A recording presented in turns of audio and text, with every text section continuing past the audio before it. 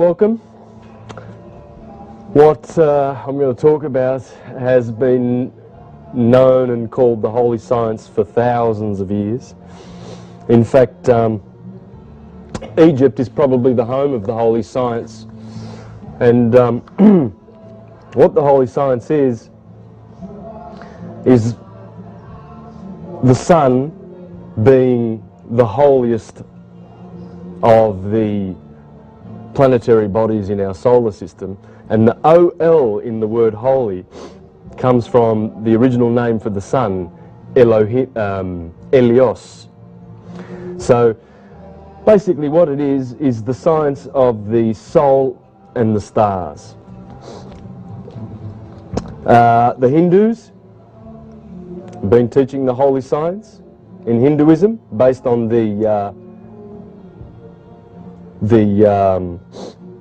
Yuga cycle of 24,000 years, and I'll read a little portion out of this book about that in a minute. But the book I work mostly out of is Marcus Manilius, Astronomica. He was the astronomer and astrologer to Caesar Augustus, and this guy is probably the least read of all those great astrologers and people who taught this, like Ptolemy and the original founders of the science back in Egypt and Babylonia. But Marcus Manilius calls it the holy science. I'll just read the introductory words of his beautiful poem. I will finish with some of the most inspirational words you will ever read out of any poem written by a human, and it will intoxicate you for what they knew about the science of our ascension back to where we came from, which is the ethereal realms. The fifth ether, the quintessence, which Plato discussed at length. But just the introductory words before I continue. You, God of Silene. Silene is Mercury. Okay? You are the first founder of this great and holy science. So it's mercurial. Now, in Egypt, Mercury was Hermes. Okay, so it's hermetic. What you're going to be learning tonight is hermetic. Goes back to Egypt. But the Romans knew it, the Greeks knew it, Plato, Empedocles, Pythagoras knew it. And the beautiful thing I'm going to share with you today is that now we have scientists on board who are teaching it. And Walter Cruttenden, who wrote this book, is the head of the Binary Research Institute in California. Walter Cruttenden is showing how our star system is a binary, and the sister star to our sun is Isis, or Sirius. It's the beautiful blue star right here in Canis Major going down right now. It's the brightest star in the sky. Now, he's given a lot of evidence in here that I believe proves that we are in a binary, and the binary star is Sirius. And we go around Sirius every 24,000 years. Now, he has honoured this man, who is Sri Yukteswar, who wrote this book in 1894, by mentioning him in this book and working with the holy science of the Hindu and the Yuga cycle. I would just like to read something in the introduction of this book. It says, we learn from Oriental astronomy that moons revolve around their planets, and planets turning on their axes revolve with their moons round the sun. And the sun with its planets and their moons takes some star for its jewel and revolves round it about 24,000 years of our Earth, a celestial phenomenon which causes the backward movement of the equinoctial points around the zodiac. Now, what that means is we live in a cycle, and it's called the Great Year. Now, the Egyptians taught that in order to know who you are, you need to understand the solar system in which you live. The solar system is our macrocosmic atom, and it has magnetic bodies that orbit around it. The core of every atom, macrocosmic atom in the universe, is structured that way. An electric core and magnetic planets that go around it, just much the same as an atom with a nucleus and electrons that encircle the nucleus. Now, what they taught was that you need to understand the three fundamental motions of the solar system. The first motion is, if you have the sun there, the Earth orbits around the sun in an anti-clockwise motion, and it also rotates in an anti-clockwise motion.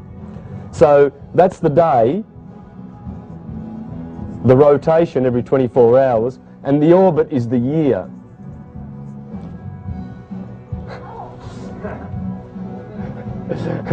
So that's the first fundamental motion, that's the second fundamental motion, and the third one is the great year of 24,000 years. Now you may have seen that the figure is 25,920. Well, that's the same year, okay? The reason for this figure is because, according to Walter Cruttenden, as our sun orbits around a far distant star called Sirius, that's not a very good, but they're supposed to be perfectly oval like that. It takes 24,000 years for them to go around each other. Now, as they get closer to each other, they speed up. So precession is variable, okay? It's not a fixed figure. You will see that the Hindus insist that it's 24,000 years. But in Egypt, they have this figure, and they're both correct. So, but the point is, and I want to get off this and get straight into what the Holy Science really is, because I really stress that those three cycles are the cycles that the Holy Science is based on, because these are the motions of our sun in relation to the Earth. Now, is we all pretty familiar with precession? Yes? No? Okay. So most of the monuments, the megalithic monuments around the world, were designed to align to certain points of precession, because it was very, very important to monitor where we are in the stream of time. For instance, we know that we've been in the age of Pisces for 2,000 years, and now there's a changeover to the age of Aquarius coming. Well, that's because as we go around, as Sri Yukteswar said in the book, as we go around Sirius, we actually go, this is the dark ages, because we are so far away from our sister sun. But as we head toward Sirius, we go to the Silver Age, the Bronze Age, then the Silver Age, and as we are, when our sun gets to this point here and Sirius is at that point there, we will be close to each other, and this is the Golden Age. And the Egyptians and the Hindus agree that this is the age that lasts the longest. And now we are heading back to that time. And what 2012 is all about is simply the fact that we are going through the equinoctial crossing of this particular cycle. And this is how it works. Our Milky Way galaxy is a spiral galaxy. We know that, but we don't see it like that. We see it like a river in the sky. And scientists say that it's about 2 meters long if you have it as a millimeter thick. That's how thin it is. And it's spiraling every 220 million years around. And that fast that it's just, the stars are in a very, very thin river. When we look up, we see it like the Milky Way. And it's not so thin, but it is. And what happens in this particular orbit is that our sun takes us in to the northern hemisphere of the Milky Way galaxy, and then to the southern hemisphere, and then back again. And it's a from here to here is 24,000 years. That's the cycle of precession. And it's 12,000 years in the northern hemisphere and 12,000 years in the southern hemisphere. Yang, yin, positive, negative, electric, magnetic. We are right here.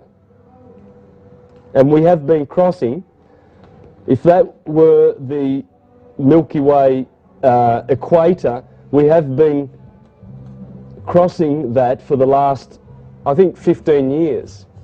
What's 2012 is that our sun will be perfectly there, and then it will be more north than south after the 21st of December 2012. So the question is, why aren't our governments preparing the biggest party celebration in history? Because this is beautiful. We're coming to the end of the age. And according to the Holy Science, when that happens, there's a harvesting of souls. Christians call it going to heaven. That's the fictional version. The real version is we ascend. And as we ascend through our through Jacob's ladder, what I will show you with the Holy Science is that our solar system, the 7 planetary bodies that we see in our solar system, are the 7 chakras.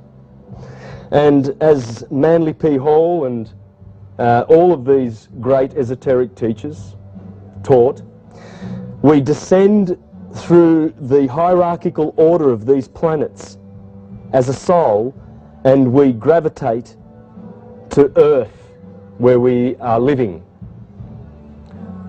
And those planets are responsible for these energies. These are our spiritual organs, the endocrine system, with the glands, the pineal gland being the master of the other glands, the pituitary gland and the thymus and the thyroid and the heart chakra and the solar plexus. These correspond with our spiritual evolution and our transmutation. As we burst these chakras through proper habits, proper sexual habits, proper meditation, proper goodness and kindness and consciousness, just love, which is not what the religions are teaching. They're teaching us to be fearful of some enemies, the devil, and all sorts of fear-mongering and hell. Rather than teaching this through love and humanity, we can actually burst these chakras and grow and evolve and transmute and turn our lead into gold. So those 7 chakras are the 7 planets of our solar system, and they also are the 7 days of the week. Sun, Sunday. Moon on the earth, Monday. Mercury, Mars, Tuesday. Marte, martedì in Latin. That's Mars. Tuesday is devoted to Mars. Mercury, mercoledì in Latin or Italian, but it's Mercury. Wednesday. The king, Zeus, Jupiter. Thor, Thursday. That's Thor, the god of thunder. Why? Because if you look at images of Jupiter close up, you will see that there are thunderstorms just like the hydrogen sun, because they are almost the same composition. They're just gas giants. These are all gas giants. These 4 little planets are the only solid ones in the solar system. That's constantly thunderous, the nature of Jupiter. Therefore, that's why he's the god of thunder. Saturn, well, that's Saturn Day. That's the last visible planet. We cannot see these 2 planets with our eyes. So these are the 7. These 7 are called the Elohim in the Bible. In Genesis, when it says, let us make man in our image and let us create, it's these guys talking. The ancients believed that these bodies were not just physical entities. They have a psychic body and a spiritual body. Plotinus, Plutarch, in the first centuries, the great Neoplatonic philosophers taught us that there are three suns.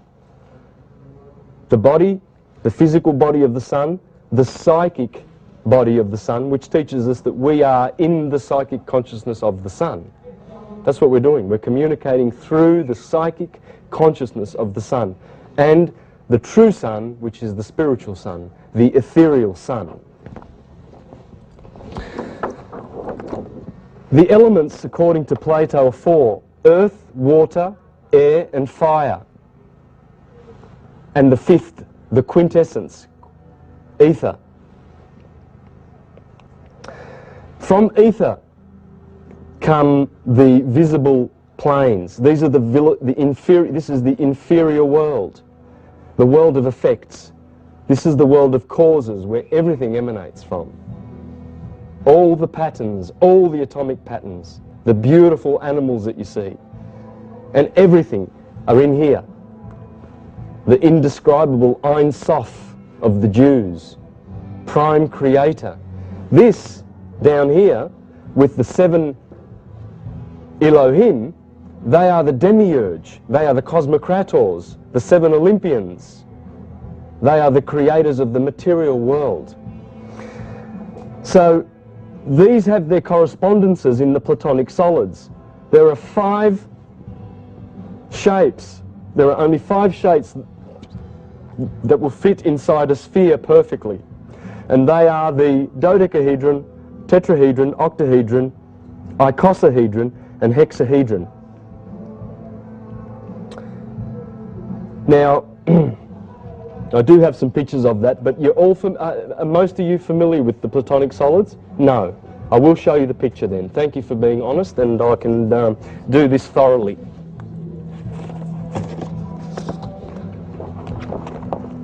Those are the Platonic solids. Okay? They are the only shapes that will fit inside a sphere and touch at every point. This one has 4 sides. It's a tetrahedron, and it corresponds with fire. Notice I've got the correspondence there. Okay, it's very important to note the correspondence, because you will see how the universe is made and how it works. Those Platonic solids are in all the atoms. If you have a look at the periodic scale, you will see all the elements. All atoms will be either solid, liquid, gas, or what they call plasma or light or fire. All atoms. They will all do that. You can get your periodic table to tell you which ones go where, but an atom will form a molecule, or it will a solid, or a liquid, or a gas, or it will be of light. Notice the correspondences: fire, tetrahedron, light, temperature. These are the four elements that make up 97% of our bodies. Our bodies are made of carbon, hydrogen, oxygen, and nitrogen. Notice that carbon corresponds with the molecule, the solid, the hexahedron, the earth element. So what we're beginning to notice is that all the gross stuff is here, and it gets finer as it climbs back up to ether, the fire. And as it climbs back up in the breath of Brahma, as the Indians teach that the universe is a breath of Brahma, an exhalation and an inhalation. And this is how it happens. The breath comes forth from ether and manifests in the material world, and here we are. Okay? Now, let's get into the holy science and how it works, its mechanics. This is an absolute wonderful journey you will go through by discovering this science. This is a very beautiful and old map. I love maps. But this map, I struggled to find a map with this sine wave on it. Right? Now, we all, if we've done our geography, the basic thing here is that is the equator, and then there is the lines that are very important called the Tropic of Capricorn and the Tropic of Cancer. Okay? And then this sine wave starts from the equator Well, it doesn't start from the equator. It goes right around the globe. It wraps around the globe once. And it climbs up to the Tropic of Cancer, goes through the equator again, down into the southern hemisphere, hits the Tropic of Capricorn, and then comes back every year. So every year we get a summer followed by a winter pulse. It's a pulse, but it's a cycle. That's the cycle. And that fractal of the cycle will give you, is what we're going to deal with, and another 2 fractals. When you know those fractals, you will be a master of astrology. You will be a master of the holy science, because astrology and the holy science are one and the same. Now, can anyone tell me what, how high the sun, that's actually the journey of the sun, of course, because of the tilt of the Earth. It's 23.5 degrees. Okay? So as the tilt of the Earth, if my fist is the sun, and the Earth goes around at 23.5 degrees, well, the southern hemisphere here will be in summer, autumn, winter, and spring. The Earth maintains that 23.5 degrees every year as it goes around the sun. So in the southern hemisphere you've got summer, autumn, winter, spring, the 4 cardinal points. I'd just like to show you another map.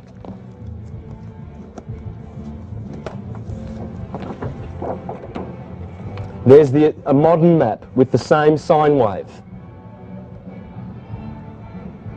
Notice the 12 segments. There's the skies, the stars, and that's the belt of the zodiac. And it begins with Pisces, Aries, Taurus, Gemini, Cancer, Leo, Virgo, Libra, Scorpio, Sagittarius, Capricorn, Aquarius. Why does it start with Pisces? Because we're in the age of Pisces, and there's the equinox. The equinox is happening in Pisces. Soon, after 2012, that segment will go to there, because the sun goes backwards through the zodiac every 24,000 years, because this is clockwise.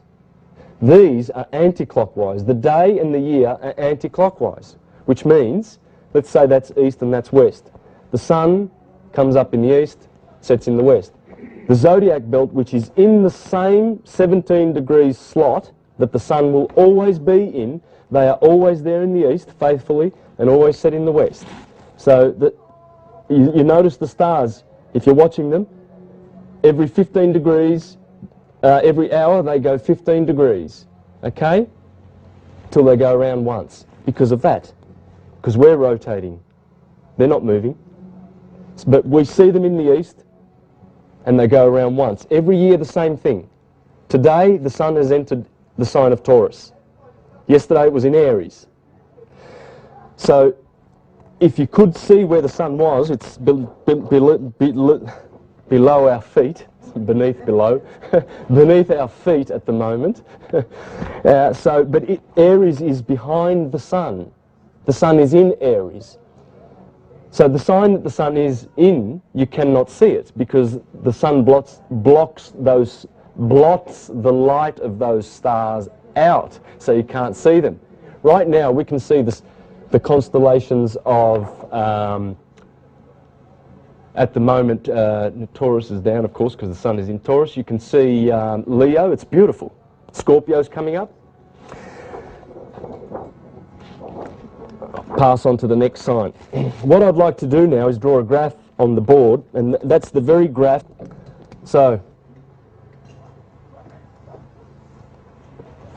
there's the Earth, there's the equator, there's the Tropic of Cancer, there's the Tropic of Capricorn.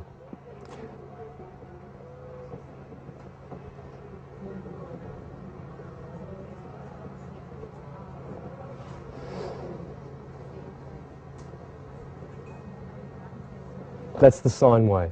Okay? Now, I've probably stretched that out a little bit more because I've got a lot of information that I've got to put in there for you. What happens is, there's the cardinal, that's an equinox, and that's an equinox. Now, equinox,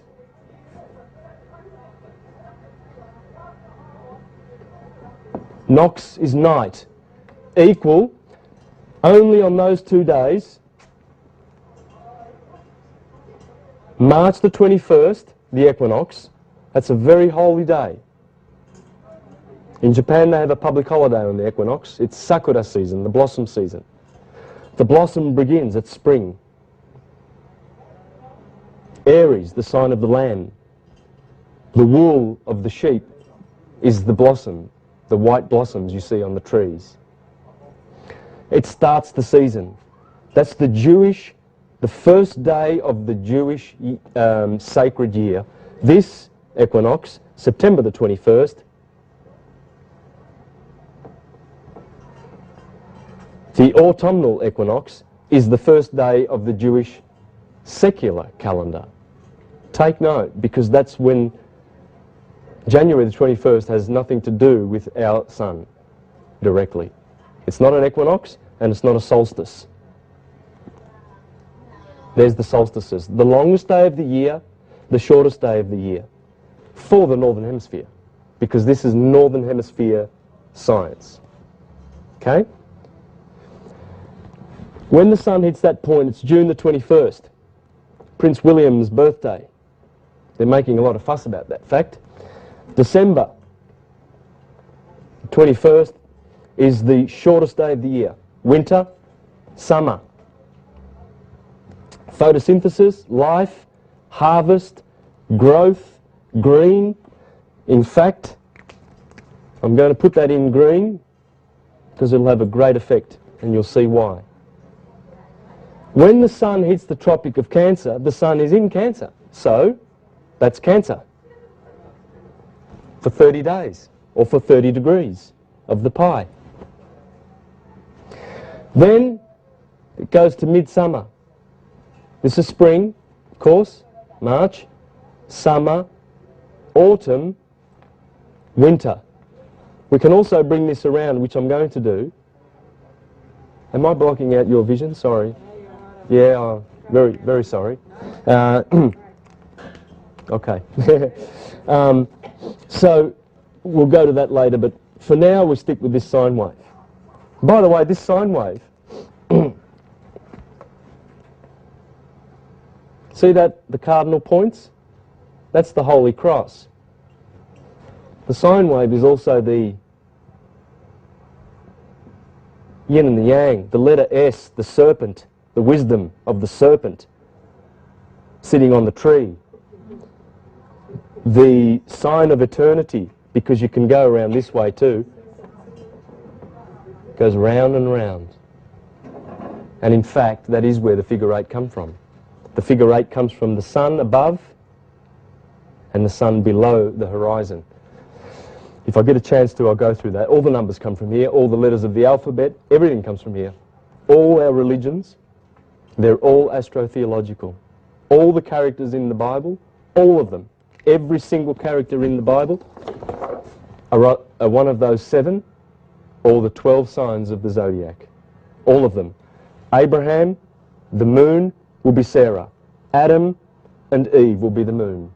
Jesus and Mary Magdalene, all of them. And all the fairy tales are based on this sine wave. Cinderella is here. Little Red Riding Hood is here.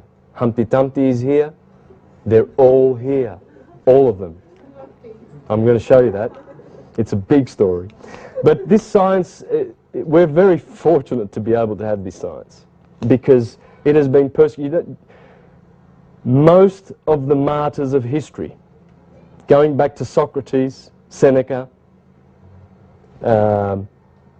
Hypatia, Boethius, Giordano Bruno, Thomas More, they all died for teaching this. They weren't Christian martyrs.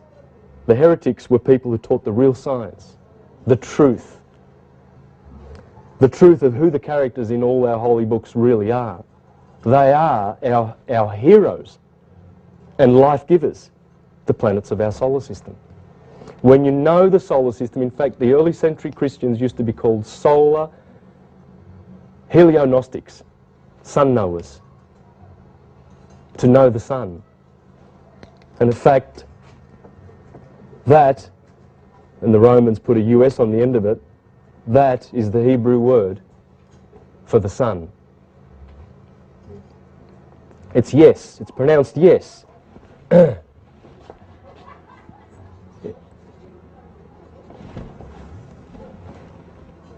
And it comes from Jesus, and that's why we say yes, because it's positive, and the sun rises and the sun sets. Jesus, yes, yes we can, is the sun. And from that we get yeah, the year. Because who's responsible for the year? It's the yes. And the month is, who's responsible for the month? Well, it's the moon. The minute is the moon. The hour, well, that's H-O, grab that R and put it here, and the U put it there, and you've got Horus. Because when you ask what hour is it, where is Horus? He's on the horizon, Horus's zone. The belt of Horus is the zodiac. That's the horizon, Horus's zone. So we have all these beautiful summer months. Cancer, Leo, these are the 12 apostles, by the way. These are King Arthur's 12 knights. These are the 12 tribes of Israel.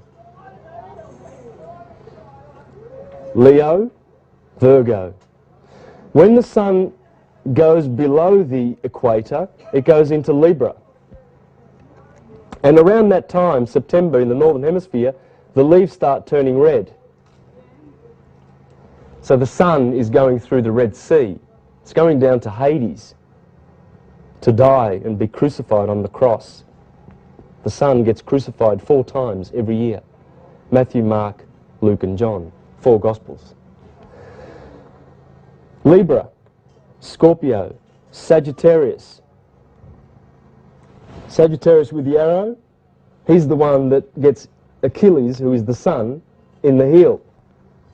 The last day of Sagittarius is the 21st of December, the shortest day of the year. That's where the sun dies. 4 days later, on the 25th, we celebrate Christmas, the birthday of the sun, of Yes, the year person, who climbs back up that ladder the sun descends from its holy throne where its enthronement is, and it gets crucified here, and it goes down to die in December. Then it climbs back up again and becomes victorious. And I'll show you that. It's just beautiful how this story is in the Bible. It's in the Bible when the children of Israel come out of the Red Sea and they go into the promised land, and they celebrate the Passover, which they just did last full moon, 3 days ago. That was the Passover, Nisan 14. Why do they call it the Passover? Because the sun has passed over out of the Red Sea, and they eat the lamb of the Passover, because it's Aries. Aries is the lamb. There's Aries, the Lamb of God that takes away the sin of the world. Why does it take away the sin of the world? Because this is forgiveness. Up here you get to live. It's photosynthesis. The opposite of live is evil. Lived, devil. There ain't no devil that's out there that's having a war against another fictional God who's called Jehovah. That's their fiction. This is all the evil that it's nature. Nature gives us good things and it gives us bad things. If you don't prepare for winter in the northern hemisphere, you will freeze to death if you haven't got enough clothes, enough nuts and bread and berries and oil and wine in your pantry. Sometimes for 5 months you're indoors, and if you haven't got a chimney high enough, you'll perish because the snow will destroy you. And you think, is that God doing that? No, it's nature.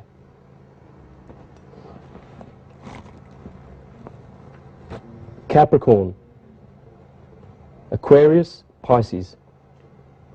I'm going to do this, I'm going to enlarge this so I can fill in a lot of information.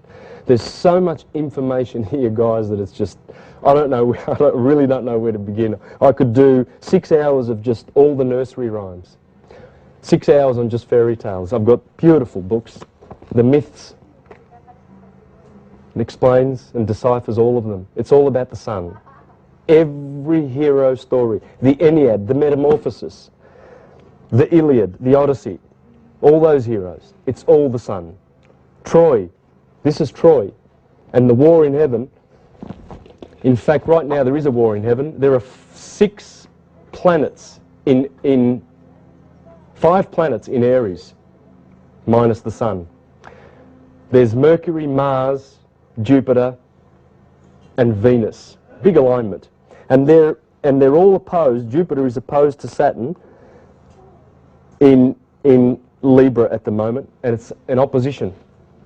And it's a big, big opposition. And those oppositions that they call oppositions and squares and trines and sextiles in astrology, it's just the planets. And the wars in heaven, it's just the planets when they're opposing each other or in the wrong aspects. So let me fill this out. Here you have Taurus, and here we have Gemini. The sun is here at the moment. In the northern hemisphere, they've just come out of Aries. Have a look at this. Now, isn't this just convenient? When the sun crosses the equator, the lamb of the wool is the blossom season. The bull tells you to take out your bull and plough the ground and harvest and plant the seed. Otherwise you'll miss the boat for the harvest in Virgo. The Virgo who holds the sheath of grain, so that when the sun is in Virgo, you know, and the virgins go out and gather the harvest. In the Virgo. This is the house of bread, Bethlehem. And you plant here, you can harvest here, and you can eat here. Otherwise you don't eat. Gemini. Gemini are the twins, because there are twin lambs, twin goats, all around the place in spring, the beautiful spring. When the sun hits Cancer, it's a sidewards walking animal. Therefore, the sun has nowhere to go but to go sideways. When it hits the lion is the beast that is most typical of the sun. All solar emblems have the lion in it. That's summer, midsummer. The Virgin is the harvest season. The scales of Libra are there to signify that the sun has just gone through the equinox. Equal day, equal night. It's the only 2 days of the year that the sun splits the day into 12 hours of darkness and 12 hours of light.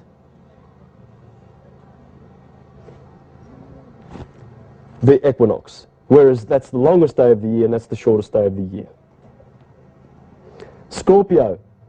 When they see Scorpio, there are only 4 red stars in the sky. One of them, Antares, is in Scorpio. So it's the red dragon. It's the one who, after the sun has been judged in the scales of Libra, it's the one who is standing there to bite the sun as a backbiter and kill it and send it to its death and betray the sun, and so does Sagittarius with his arrow. That's why they are there, to betray the sun after he's judged in the scales. Scorpio's the backbiter. This is the apostle Judas, the backbiter, the betrayer, because he betrays. Well, he was called a backbiter because the scorpion bites with its back tail, not its front. And also, the bite of a scorpion resembles the kiss, the 2 lips. If you've ever seen the bite of a scorpion, it looks like the kiss mark. That's why Judas betrays the sun with a kiss. It's all there. It's all in the sky. When you read the Bible, look up and get to know those beautiful stars. There are 12 zodiac signs, but there are also 72 other signs. Take note of that. There are 84 separate constellations in the sky. They were put there deliberately because what is up there is in your body exactly. And the zodiac goes straight through your body. See the sine wave? See where Aries is? Taurus, Gemini, Aries, Taurus, Gemini. It's a fractal of this sine wave here. It's just a fractal. Every day the sun goes through your body. Aries in the head, Pisces in the feet. And every hour, because 6 o'clock is here, 12 o'clock is here, sunset, 6 o'clock is here, 12 midnight is here. Notice how the sunrise corresponds with spring. Perfect correspondence. When you know that the day is the same as the year, is the same as the body, when you know those 3 cycles, you are a master of astrology. That's the basis of astrology. This nature is what astrology is all about.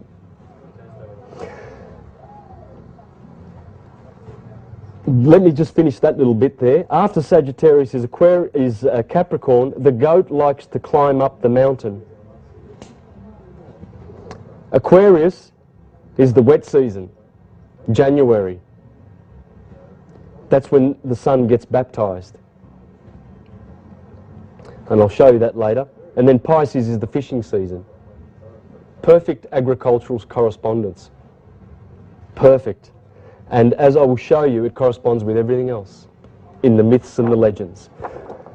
Here's some esoteric charts of what I was showing. These are very, very old charts. Aries on the head, Taurus, Cancer, the chest, Gemini, the two arms. See the arms? That's Gemini. There's another one. See all the animals going down? Scorpio, the generative organs.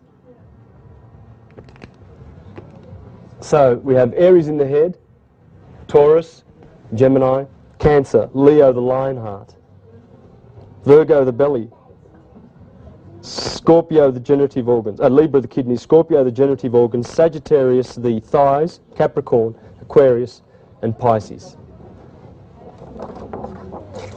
This is, I'm putting all the parts together slowly of the holy science, so you know how it all works. Everything is related to this. Astrology is the key. Astrology is the key to understanding all of the other parts, because this is also physics, as I'll show you. So, summer, this is considered to be heaven. This is considered to be hell. This is the Garden of Eden. This is outside of the Garden of Eden. The 2 equinoxes are 2 pillars, 2 brothers, 2 twins. The 2 twins in the Bible, Jacob and Esau. Cain that kills Abel. That's what they are. If this is the Garden of Eden, these are the 2 trees. The tree of life, the tree of the knowledge of good and evil. Why is that the tree of the knowledge of good and evil? Because the equinox here gives you a knowledge of good and evil. And what did God say to Adam and Eve? He says, on the day of you eating from the fruit of the tree of the knowledge of good and evil, you will certainly die. Because this is the sun. Once the sun passes there, he will certainly die as it goes down to its death. Okay, I'm just going to rub that off now, and I'm going to expand that. Look, it might pay to just read something about the holy science, just so that I can clear something up about the nature of it. This is beautiful, what I'm about to read you, because most people don't realise when they read the Bible what they're reading. They think that's history. That's not history. There's no real direct history in the Bible. It is mythological history. It tells you about how our solar system has gone through different phases. When there's a new heaven and a new earth, it's just the solar system. Saturn loses light, falls from heaven. That's the devil falling from heaven, because Saturn is Satan. And Satan is Saturn, and Saturn rules Capricorn and Aquarius down in hell. Whereas Jesus rules Leo. The sun is in Leo. That's the astrological house of Leo. So they're twins, Jesus and Satan. The sun and Saturn. Because the Saturn is the boss of cold, and he's the boss of hot in our solar system. Two polarities, yeah. He's cold as. He's about how many astronomical units is Saturn away from the sun? He's freezing. If you're ever going to plan a trip, bring some jumpers, you know. Okay, so Alvin Boyd Kuhn, he was an occultist, esotericist, teaching the esoteric truth of the Bible and of all the myths. And the esoteric structure of the alphabet, in there he says about this science, to enforce the cryptic significance of the disclosure now to be made, it is necessary to present with the utmost brevity the fundamental meaning graph of all ancient religious literature. All of them. The Bibles of antiquity have but one theme, the incarnation. How we, this beautiful godly consciousness, has happened to find itself on this planet, in flesh and blood, and those in this condition of the four elements. How did we happen to find ourselves below ether, where we come from?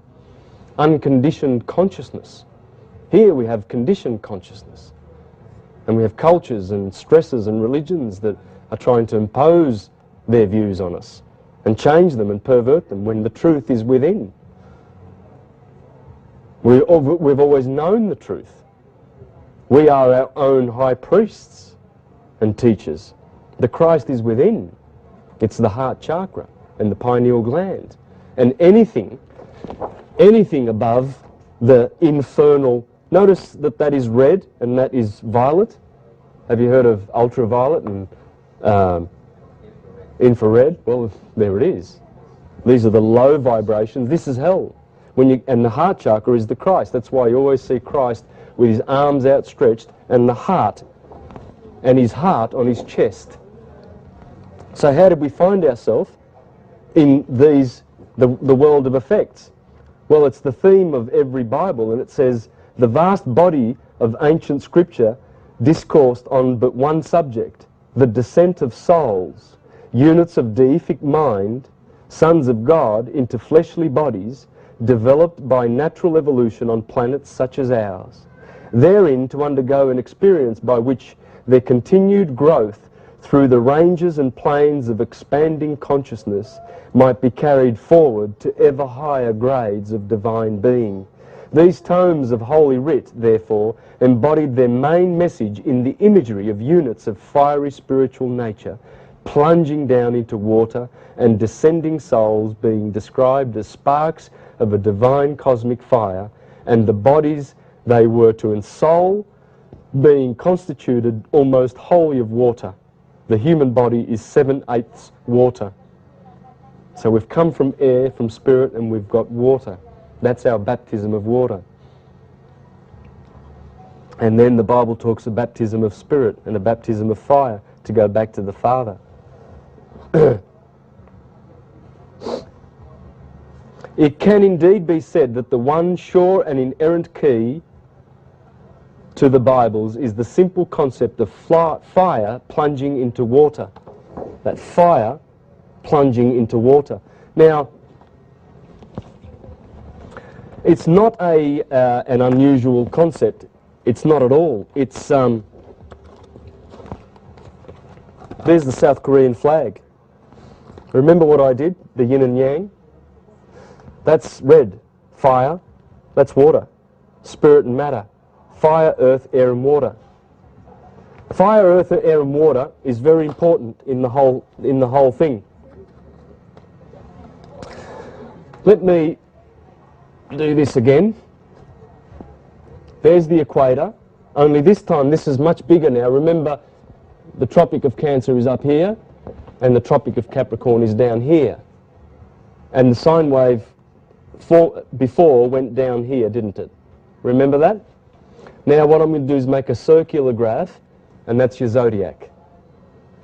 This is where, studying the fractal of the year, and then the day and the body, will teach you everything you need to know about the macrocosm and the microcosm, as above, so below.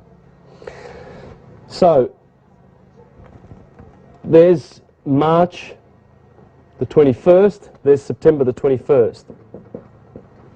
There's June the 21st, December the 21st. Equinoxes, solstices. Longest day of the year, shortest day of the year. It's opposite here in Australia, of course. It's opposite, but it doesn't matter. The science is the same. It's got nothing to do, and you notice I put Aries here, don't you? You might have already asked the question, hang on a minute, didn't this sign of the celestial equator begin with Pisces, and Aries is here? Yes, because this is accounting for the slippage of precession, the great year going backwards. Remember, the 24,000 year cycle goes backwards. The daily one, the sun and the stars go from east to west. By the way,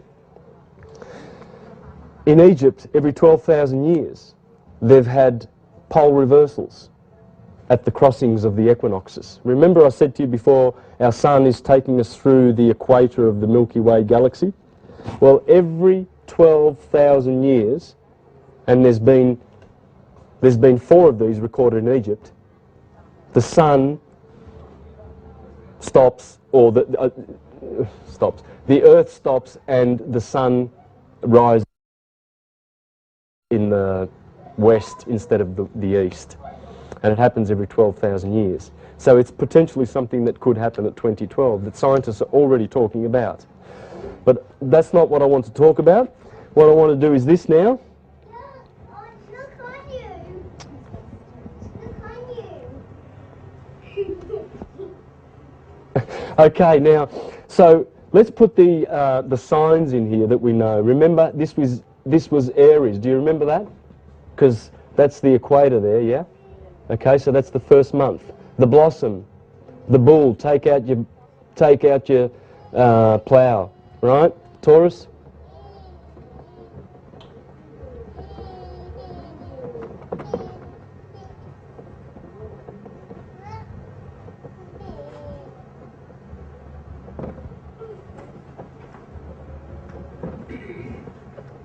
Scorpio. Sag. Oops. Capricorn. Aquarius. Pisces. That's the 12 signs of the zodiac. Aries is a fire sign. Taurus is earth. Gemini is air. And Cancer is water. Fire. Earth. Air. Water. Fire. Earth. Air. Water. It's called the quadruplicity. In Hebrew, it's Yod, He, Va, He, Jehovah. Fire, air, water, and earth. So God, the created, not the creator, Ein Sof, prime creator is the creator, which is an invisible, we don't know. We don't know what that invisible cause is exactly. The Bible is a great book. It's a great book for enslaving people and freeing people.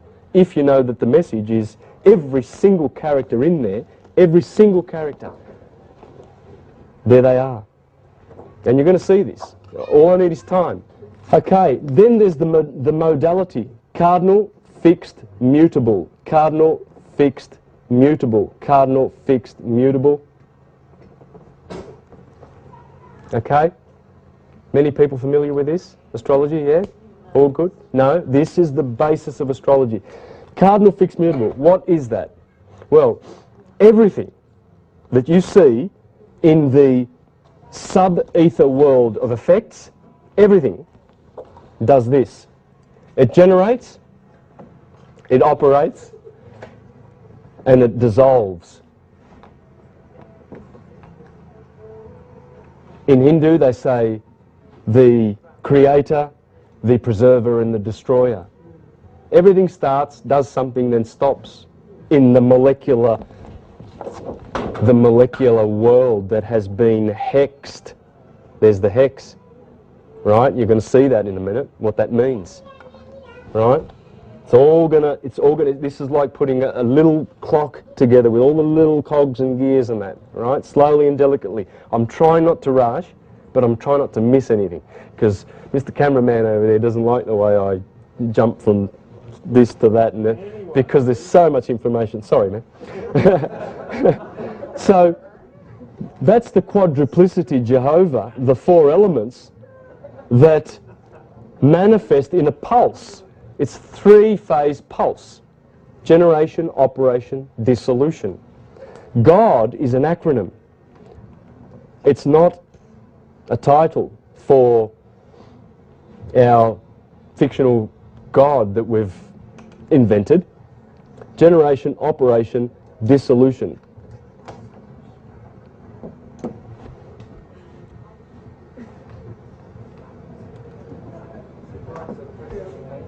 It is. God is 1, God is 2, God is 3, 4, 7 and 12, which I'll show you. God is 7, God is 12, God is a oneness. Love, God is love, God is light. That's what the sun offers.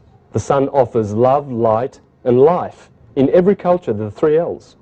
The El Lord, the Elios, in the Bible, in the Greeks call it Elios, the El Lord gives us El love, light, and life. It's the source of love, light, and life.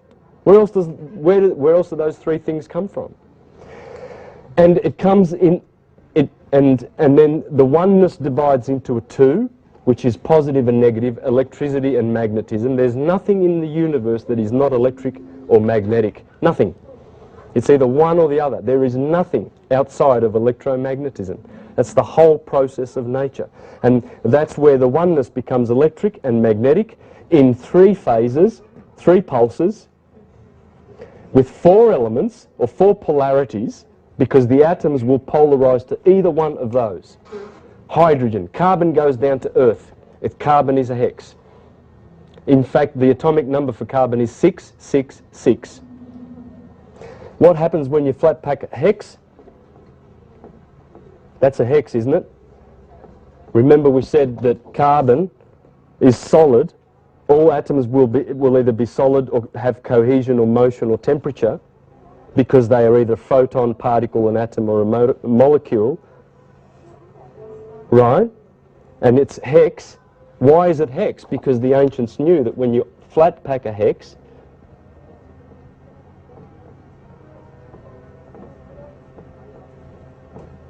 you get 666. That's the cross we have died on, which is the flesh that we live in.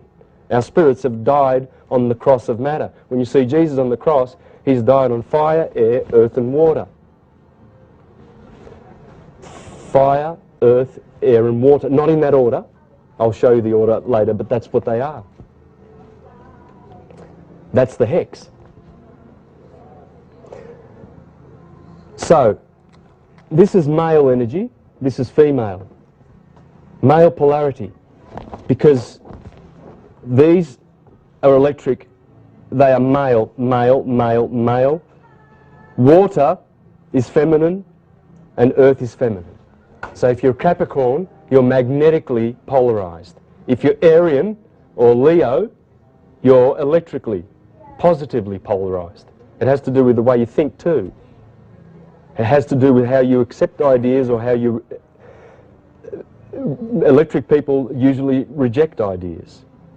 See how you can know your brothers and sisters and your family and your loved ones if you know your astrology. If you know you've got a child that's Capricorn, you'll know that they are sensual. They are sensual people because they, as Carl Jung taught us, they are the 5 sense people, whereas the water people are the emotional people. Notice that? The air people are thinking people. They're mind people. The spirit people are intuition. And how about that? No, that's fine. Leave that.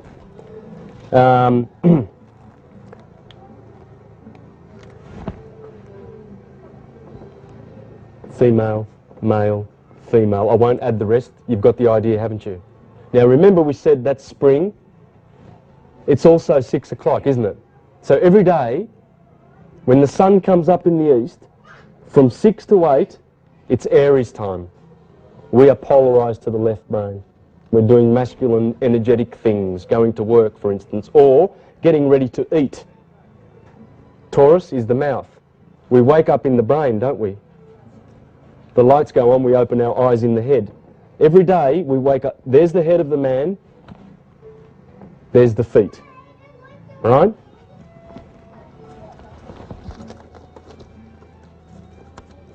That's beautiful music, isn't it?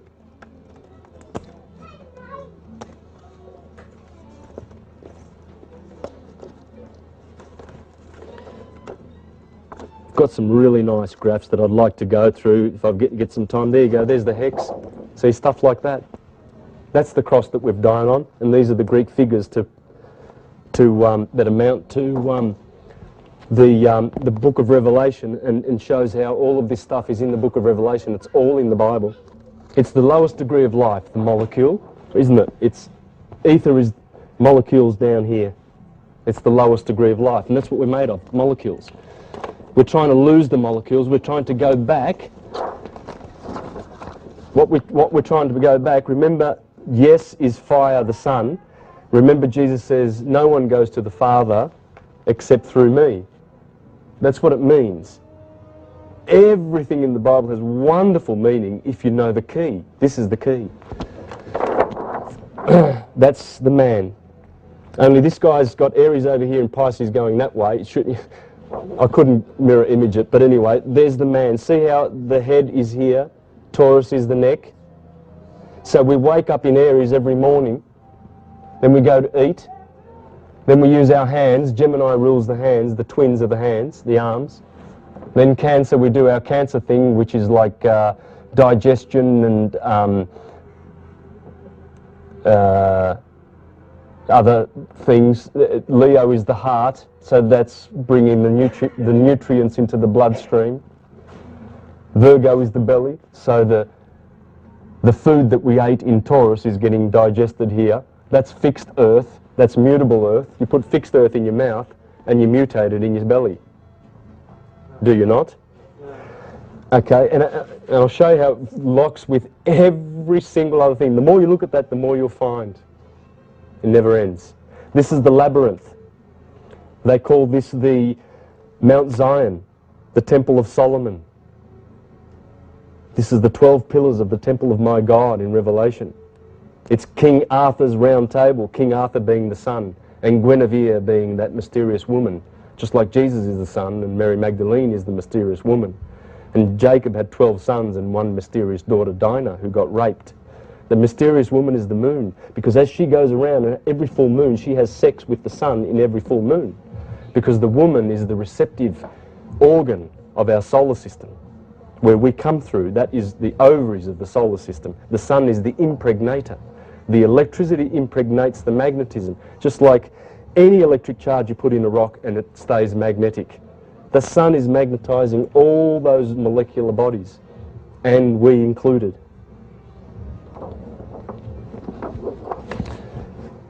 So what do we need to do now? So we see that Aries rules 6 to 8, Taurus 8 to 10, 10 to 12, and this is the key to understanding astrology. Why are Arians the babies of the zodiac? Because the sun is a baby. Here the sun is a boy. Here he is a man. Here he is a walking stick as he goes through the scales of Libra and is judged and is told to go down to Saturn, because Saturn rules these two signs. Let me show you the rulership. So anyway, the sun dies here and then he's born and he's a boy again. That's why Arians and Taurians and Geminis, they have that youth quality. You can see it. You can just see it. And then these guys are sort of more mature somehow. Not that these guys don't reach maturity, but they've got the child in them, the Arians. And they all have the qualities of that season. And they all have the energy of the sun where it is. That's why Leo people, they love the limelight. They love the limelight. Mick Jagger, Robert Plant, the golden mane, you know, they love it. And they glow. They've got the heat of summer. This is midsummer. And look at that, fixed fire. From 2 to 4 every day. What's the hottest part of the day? That's obviously where fire is going to fixate. Obviously fire is going to start here. Remember, cardinal is starting, fixed is mutable, fixed is middle, and mutable is descending. Pretty much comparable to a jet plane. To take off, that jet plane uses so much energy. That's cardinal. The cardinal people are very directional, very choleric. You can tell, I can pick cardinals. I love picking cardinals. That's a cardinal. Yeah, you see them walking down the street. They walk straight. Well, I'm Aryan. I'm a ram. It's a ram. My mother always used to say, I know when you're coming because you come at 100 miles an hour with the car. No one drives as fast as you do because we don't like people in the way. Get out of the way. And Capricorns are the same. Cardinal. Librans are the same. Mr. Cameraman. Bossy. The Cancerians, even though they've got the water and the motherly aspect, they are still very one-directional. Okay? And the fixed people, well, they're fixed. Yeah, they're so cool, especially the cats. Because the cats are feline.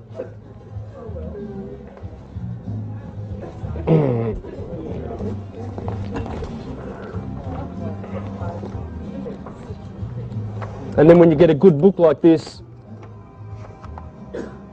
there's the cats. Have a look at some of these guys. Banderas. Would you say that's a lynx or a jaguar or something like that? Look at Halle Berry. She's definitely a black panther. Can you see the feline eyes? They have the feline eyes. They're the people when you see them, you say, you're a cool cat, and they understand what you're talking about, because they are. They're very feline. Their actions, everything. Aryans, Alec Baldwin, Hugh Hefner. Eddie Murphy is the typical magnetic Aryan. Very typical. There's the bovine eyes. Taurus. Michelle Pfeiffer. I mean, I see cow eyes. They're there. They are there. They're there. It's phenomenal. How about Scorpios? Scorpio is also an eagle. It's an eagle and a serpent. What you see with Scorpios is the beak. They've all got beak. Sagittarius, look at the different mouth. The horse, equine, big long face, beautiful big teeth. It's there. It is absolutely there.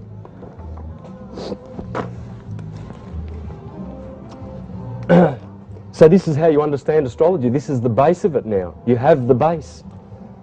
If someone says he's Leo, you know, oh yes, 2 to 4, where fire fixates. Look at this. The fire signs. Let's just study the fire signs. There's cardinal fire, so God is 3-phase. Bang. So that, remember I was saying the jet takes off, that's cardinal, then it coasts along, that's the fixed people. Then it descends, it mutates, that's the mutable people. They're flexible. They've got duality, Gemini, duality, Pisces, the 2 fish, Sagittarius, half man, half horse. Virgo, the child in one hand, the sheath of grain in the other. Duality, they are mutable people. They are mutable. They are more flexible than these cardinal people. And they don't like to hold on to things like Taurians. So if you notice, cardinal fire, of course fire starts at 6 o'clock in the morning. Of course it starts in the head. Of course fire starts in spring. Remembering the 3 cycles, right? Of course fire fixates here from 2 to 4 in the day. Summer, the dog days are here. And the heart is the hottest organ of the body, isn't it? That's the heart. And then Sagittarius is where fire stops, because it's the 21st of September. It's all over fire. There's no fire in this quadrant. Water, air, earth. There's fire in this quadrant, there's fire in this quadrant, there's fire in this quadrant. There's none here, so fire stops here, it starts there. Make sense? Well, what about if we look at Earth? Earth starts here, cardinal Earth, fixates here, mutable here. So, cold, freezing, freezing, Earth thawing out, that's where Earth starts. And then Earth fixates over here where you plant. That's the symbol of Earth. That's the Earth cycle fixed. And then it finishes when it gives its harvest over. And the harvest season is ended. And there's no Earth in this quadrant here.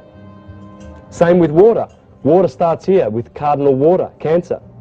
Why would water start on the longest day of the year?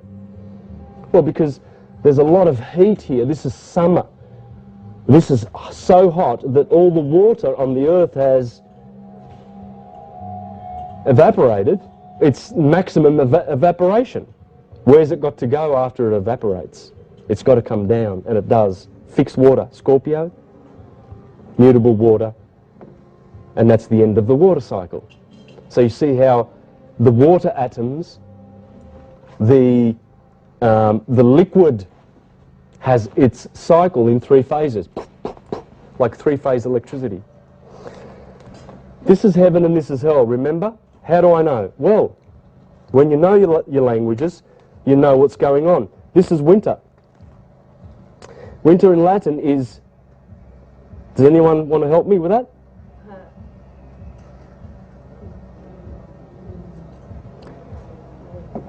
Inverno.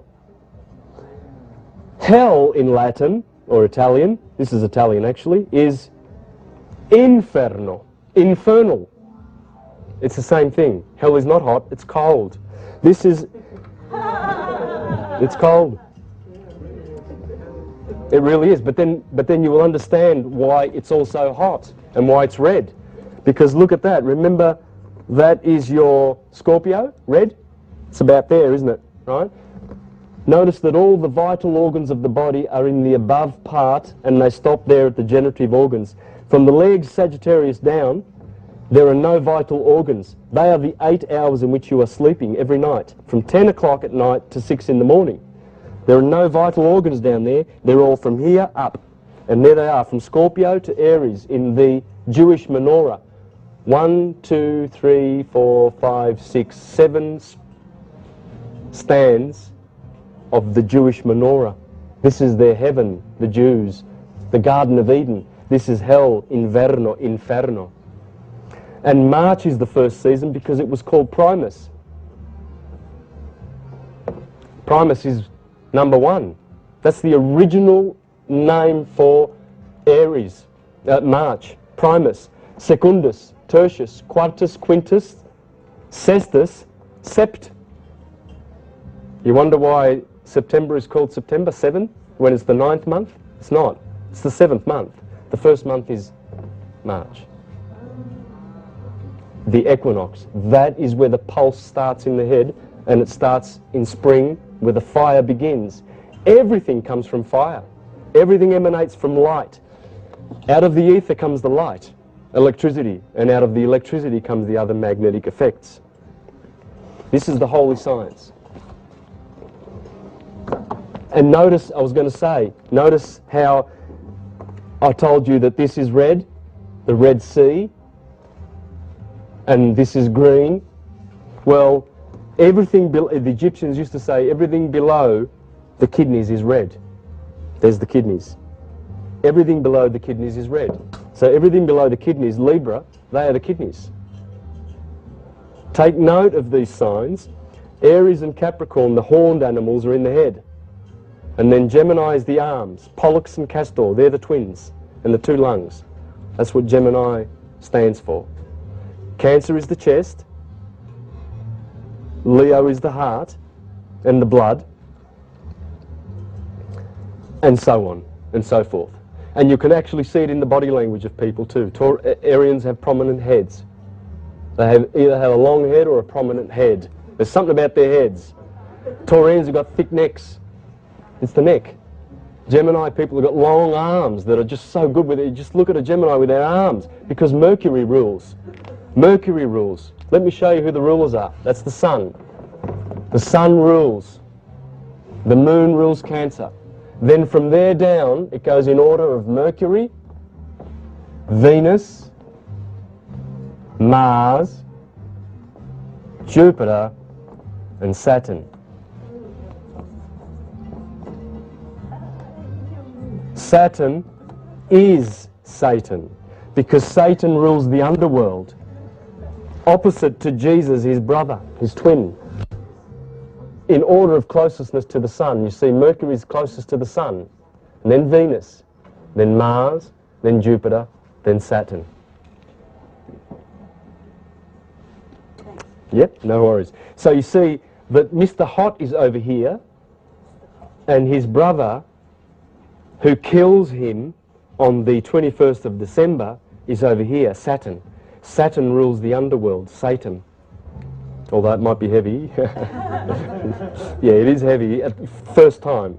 You know, for the first time it's heavy. But so sorry about that. But I'm trying to get you learning such a beautiful science. And when you learn this science, this is the most powerful thing, that to know who you are and serve the God within, because you are an atomic, deific unit of light.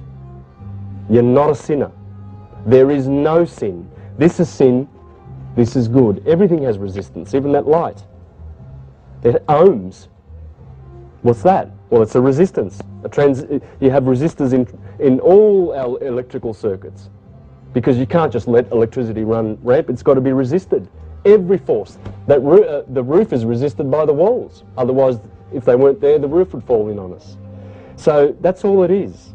It's all it is. The light has to be resisted by the cold and the darkness. Now have a look at this. If you thought, oh, I'm stretching it a bit to say that the sun rules the kingdom of heaven, and why is this the kingdom of heaven? Well, it's the land, well, that's hell, but it's the land flowing of milk and honey. Here's the milk. The Milky Way galaxy runs through Taurus and Gemini, and Sagittarius and Scorpio. That's the Milky Way galaxy. And here is the honey. There's an asterism in Cancer called the beehive. This is the milk and the honey. When the Israelites come up out of the promised land, they eat the Passover lamb, and they're in the land flowing with milk and honey. Well, it's talking about the sun. See, the sun dies here on the 21st of December. On the 25th of December, it has its birthday. We call it Christmas. Christmas, why? Because the sun, when it goes on the horizon, if you watch the sun setting in summer over here, and then 3 months later, in autumn, it's over here, and then winter over here, and then it's 6 months from there to there, right? On the horizon, it's 47 degrees because of the tilt of the Earth at 23.5 degrees. Let me get back on this side. 23.5 degrees. 23 and 23 make 47. So you can watch the sun walking on water, Jesus walking on water all year long. You like that, did you? I'll show you something you'll like much, much more than that, because this is beautiful. It really is. I'm glad you're appreciating it like that. There's the ocean every morning, and the sun rises. The sun is called yes, isn't it? Remember I told you that? How do I know? Let's be really sure about ourselves, eh? This is how I know, because they tell you. What are those 3 letters inside the sun that have always been there to tell us the name of the sun? It's Greek. Any Greeks? I-E-S. Yes. The H in Greek, that we see an H, I-E-S, that S, that is an I in Greek. It's called eta. We spell it like that, but it's I. Yes. Remember? And the Jews, yes. And we say, sorry about that, that's a horrible Y. Yes. And then we got the year out of that. Jesus is born of In Latin, the mare is the ocean. Mary, Maria. Jesus is born of Mary every morning. Jesus turns water into wine. The grapes growing, the water pouring down in summer. The grapes growing, and then this is the bread season when the virgins get the harvest. This is the wine season. The sun turns water into wine every year. It's the natural cycle that we have. Now, if you thought I was stretching that thing about Jesus ruling here and the sun ruling here, in Aries, in astrology, we have every one of these planets has its ruling house, its detrimental house, its exaltation house, and its fall house. How many people know this about astrology? No? You know about that? There are 4 things. I'm pointing out the sun's ruling house, its detrimental house where his brother Saturn lives, Mr. Cool. Of course that's the detriment of the sun. Of course it is. And why is this the exaltation of the sun? Because the sun has exalted. And here the sun is fallen. Well, guess what? The opposite of the sun, Saturn, has exactly the same opposites of ruling houses, the opposite of the sun, exactly. That is the ruling house of Saturn, Aquarius. That is the detriment of Aquarius. That is the fall of Aquarius. And that is the exaltation of Aquarius, of Saturn. I didn't confuse you, did I? Okay. So that is the ruling of Saturn, detriment of Saturn, obviously. That is the fall of Saturn. That is the exaltation of Saturn. The opposite of his brother Jesus. Right. I keep losing where my duster is. All good? Are you enjoying this? Yeah. Okay. Lovely. Yeah, I thought you would. Let me just show you one more thing. There's Sister Moon. That's Mary Magdalene. Jesus and Mary and the Virgin, his mother, right next door in the quadrant of summer. He rules in his kingdom with his bride. And the full moon that we just had, we call it Easter. We are right in Easter now. What are we celebrating? Well, Easter, which is this Sunday, is the first Sunday after the first full moon, after the 21st of March, every year. If you want to predict when Easter is going to be, just do that. The first Sunday after the first full moon, after the crossing. Why? Because the sun is getting married and conceiving in the sign of Aries with the moon. Because the full moon is over here in Libra, the sun is exalted, and he's having sex with the full moon in Libra. It's the marriage of the Lamb in the Bible. The marriage of the Lamb, Aries. Because Virgo stretches right over to here, and Scorpio, it used to be one sign. This was all the Virgin. So when the sun exalted and the first full moon was in the Virgin, that was Jesus being born of a virgin. And how do I know this? Well, the 25th of March, which is the day after my birthday, that's the day of the Annunciation. That's when Gabriel says to Mary, you will have a child and it will be the Son of God, the S-U-N of God, that is. It will be the Son of God. The 25th, well, that's interesting. 9 months later, the Son is born. That's the birth. We celebrate here the birthday of the Son, Christmas Day. That's got to be conception, where it's conceived. And looky here, they have a festival over here called Pentecost, which means 49 days after. It's a 49-day period, Pentecost. That corresponds with the embryo becoming a fetus. Son is conceived here, a child is conceived here, embryo becomes a fetus. In Virgo, the belly, the baby drops after 6 months to be born. This corresponds to the womb. Notice how the moon dies down here. That's the new moon, that's the full moon. 14 days, 14 days. Look at quarter moon. Quarter moon. Quarter moon. Aries, Libra, Cancer, Capricorn. The moon does exactly the same as the sun. The sun waxes, the sun wanes. The moon waxes, the moon wanes. You don't cut your hair when the moon's waning, it won't grow. You cut your hair when the moon's waxing because it's growing. Growth. They're doing the same thing. It's all the same. That's Jesus and Mary Magdalene. Helen of Troy. Selene. Any L sound is the moon in a feminine. In masculine, it's the sun. Helios. That's the sun. This is the 14-day period you cut your hair. This is when you grow your vegetables.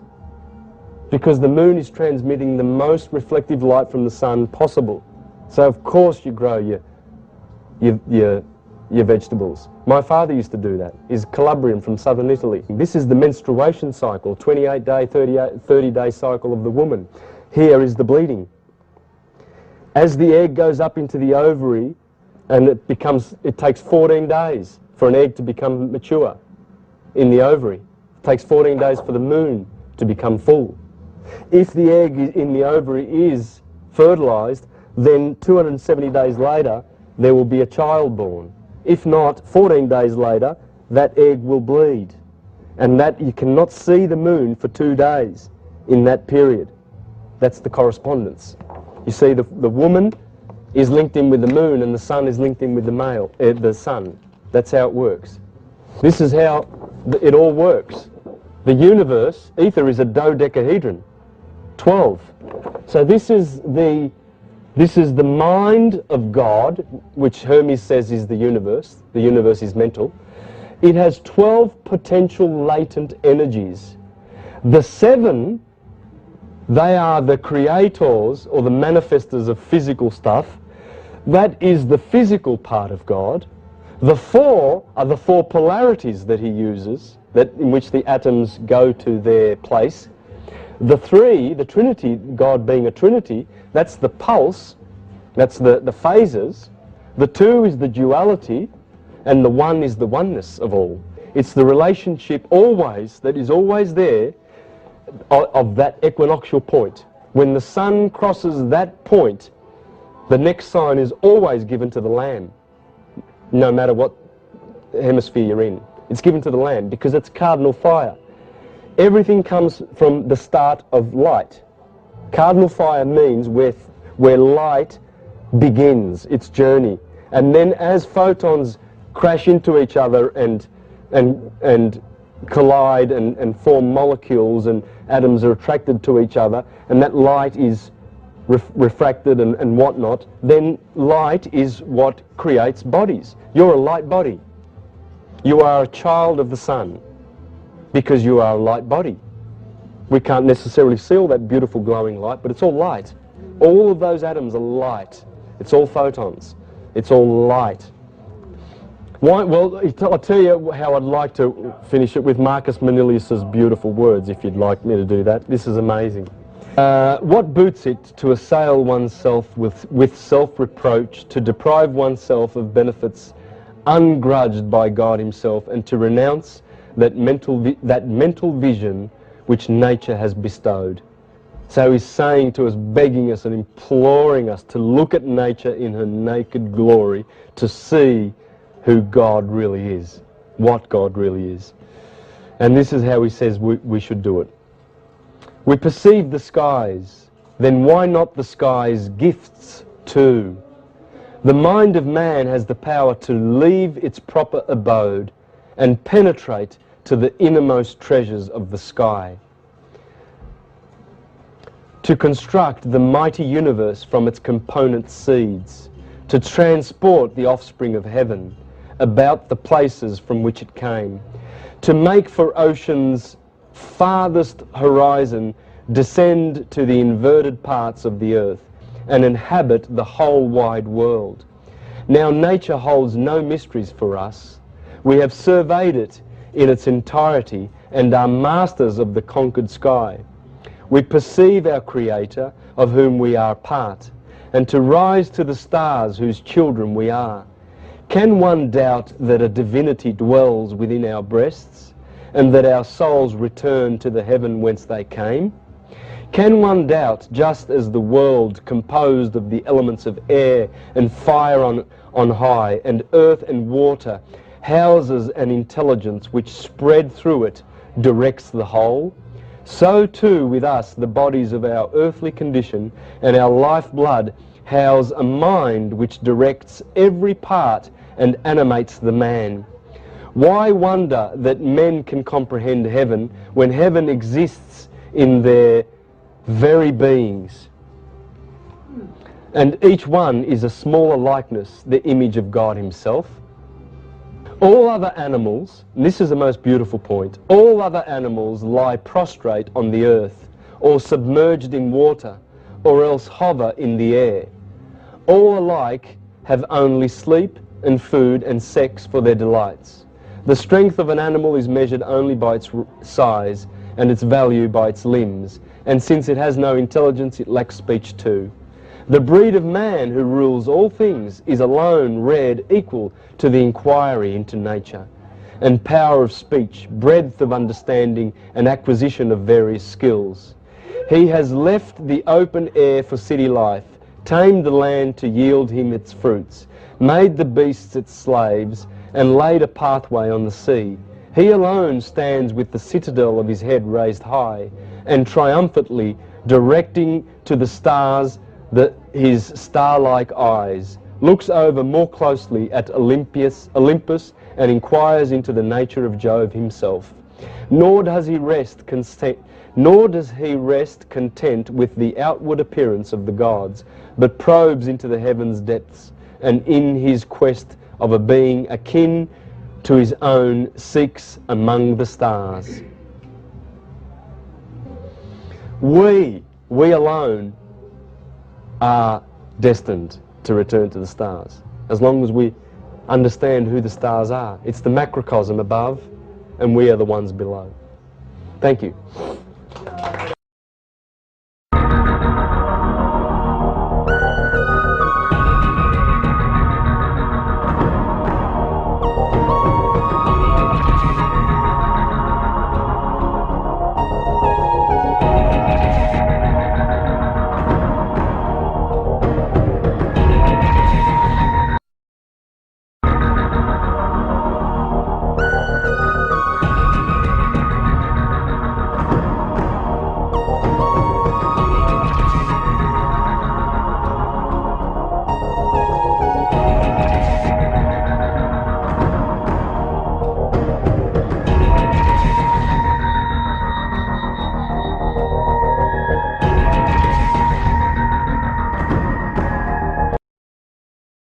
All right, now what I'm presenting this evening, I call it the holy science.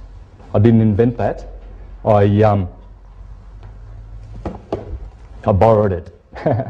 Now he's famous, Sri Yukteswar, and I basically follow this format. That's Sri Yukteswar, Sri, S-R-I, Y-U-K-T-E-S-W-A-R.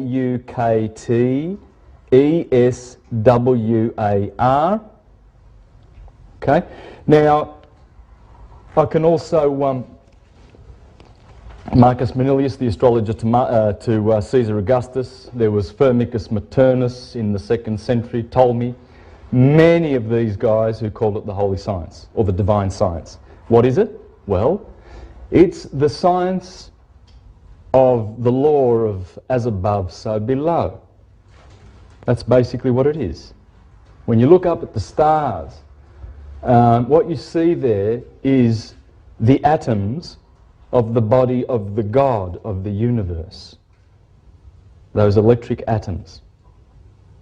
And that's how Plato described it. By the way, I'm drawing from the Greek philosophers, I'm drawing from Hermes in Egypt, I'm drawing from the East, the Mayan tradition, the Buddhist tradition, all of it, because it's all the same story. How our souls came down into this physical entity and how it goes back. That's the story of the Bible. It's in the Bible. It's in the Greek scriptures, absolutely clearly. And I'm going to show you this. So as we look above, we see these stars and we learn about the zodiac belt, and we, let's point over here for east.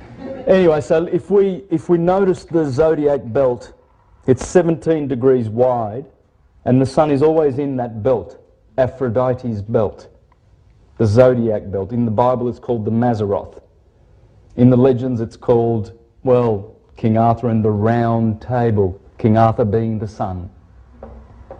Okay, that round table is Aries. I always point to Aries over there and you'll see why. So just let's have Aries over there. Aries, Taurus, Gemini.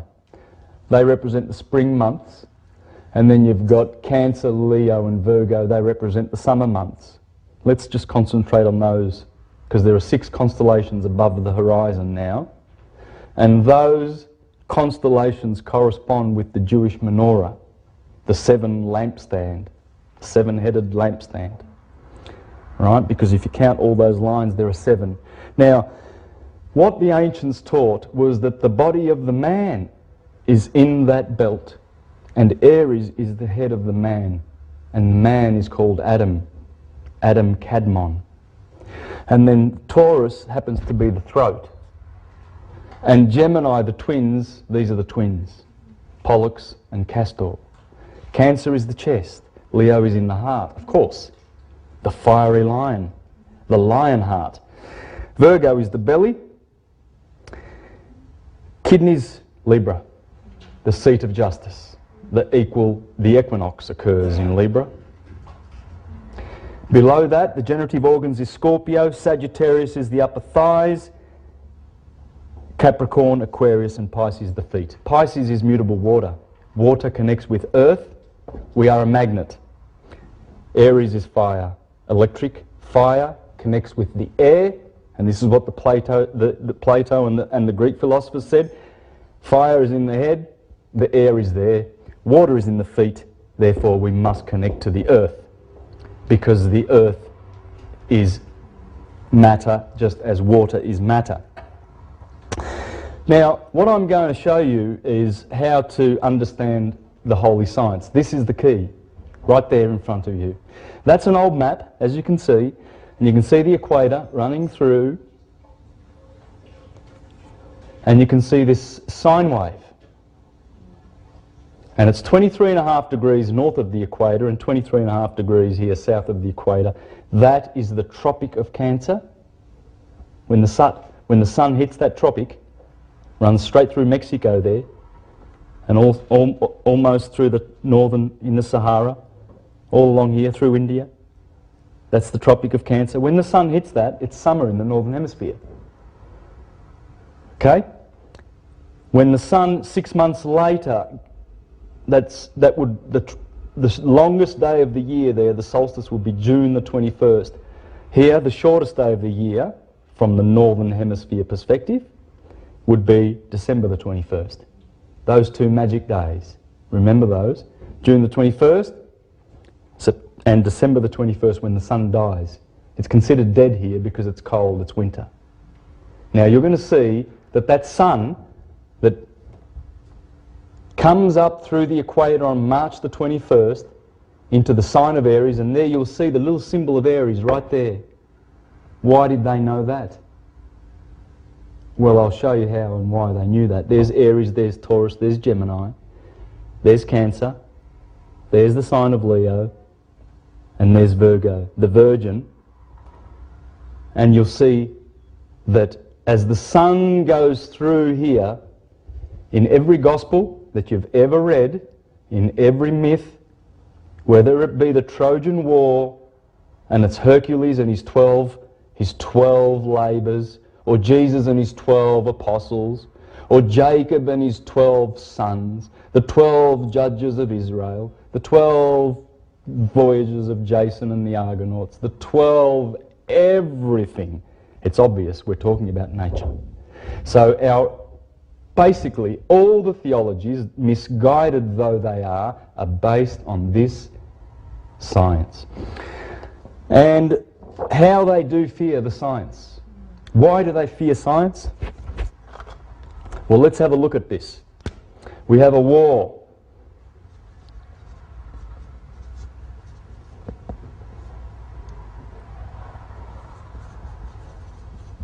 In my language, Italian, scienza means knowledge. Knowledge.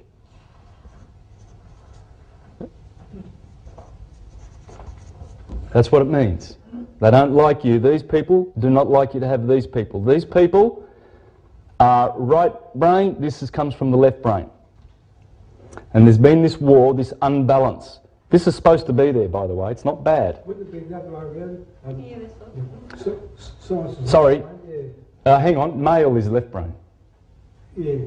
This is male. Right is feminine, isn't it? Yes. I thought left is masculine, which is This is masculine. Because theology, theos, Greek brothers here know that that's male. Theos is male. The science of theos. Philosophy, love of wisdom. Feminine. It's feminine. Science, it's our artistic right brain. Yeah, I see what you mean. Yes, this is the artistic side, and this is the one that is connected to the sixth sense. This is five sense stuff, Oh, yeah. strictly. And people who are locked in this never get it, because this is science. How do I know? Because after Aristotle, all philosophy was categorized under three: logic, ethics, and physics. Science. Science. Science, the counterfeit, theology has to counterfeit this in order to succeed and keep people in that low vibration. You must believe this, otherwise you'll go to hell. Don't question. And what they've done is they've given us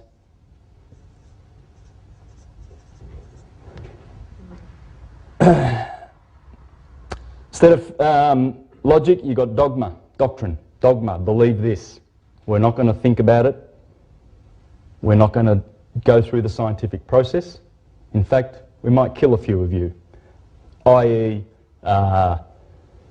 Boethius, Hypatia, Socrates, Seneca, Giordano Bruno, all those wonderful, beautiful men that knew this and were preaching it on the rooftops, and they had to die for teaching this. Instead of ethics, they give you morals. You can see it now, can't you? And instead of physics, which is pure science, they prefer ignorance, superstition, and fear. And these are the tools of theology, and this is the true love of wisdom. Wisdom comes from understanding. Understanding comes from knowing. And what I'm going to teach you today, I hope, will help you to know the most important science of all, because this science underpins everything. This sine wave goes through your body, by the way, every day. It goes from Aries at the top of the head, through the kidneys, through the feet, on an hourly, on a second, every minute, every day. This sine wave goes through everything, your DNA, everything. I'm going to show you the physics. It's verifiable. There's a modern map of the world. There's the equator. There's the sine wave. Okay? This is an interesting chart. This is the heavens. Now these guys have sectioned this off in 12 pieces. And there is Pisces, and Aries is second. Well, I wonder why. Well, that's because we have a precessional shift. So let's just do a little bit of information, a little bit of... oh, did you write all that down? Did you get that? Oh, sorry. Yes.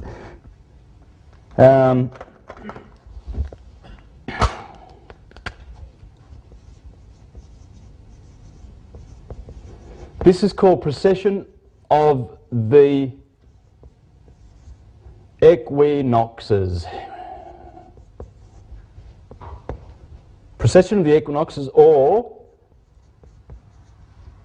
Plato, the Platonic year, because Plato virtually was the one that shared the wisdom of the precession of the equinoxes with the rest of civilized mankind, because he got it down in Egypt.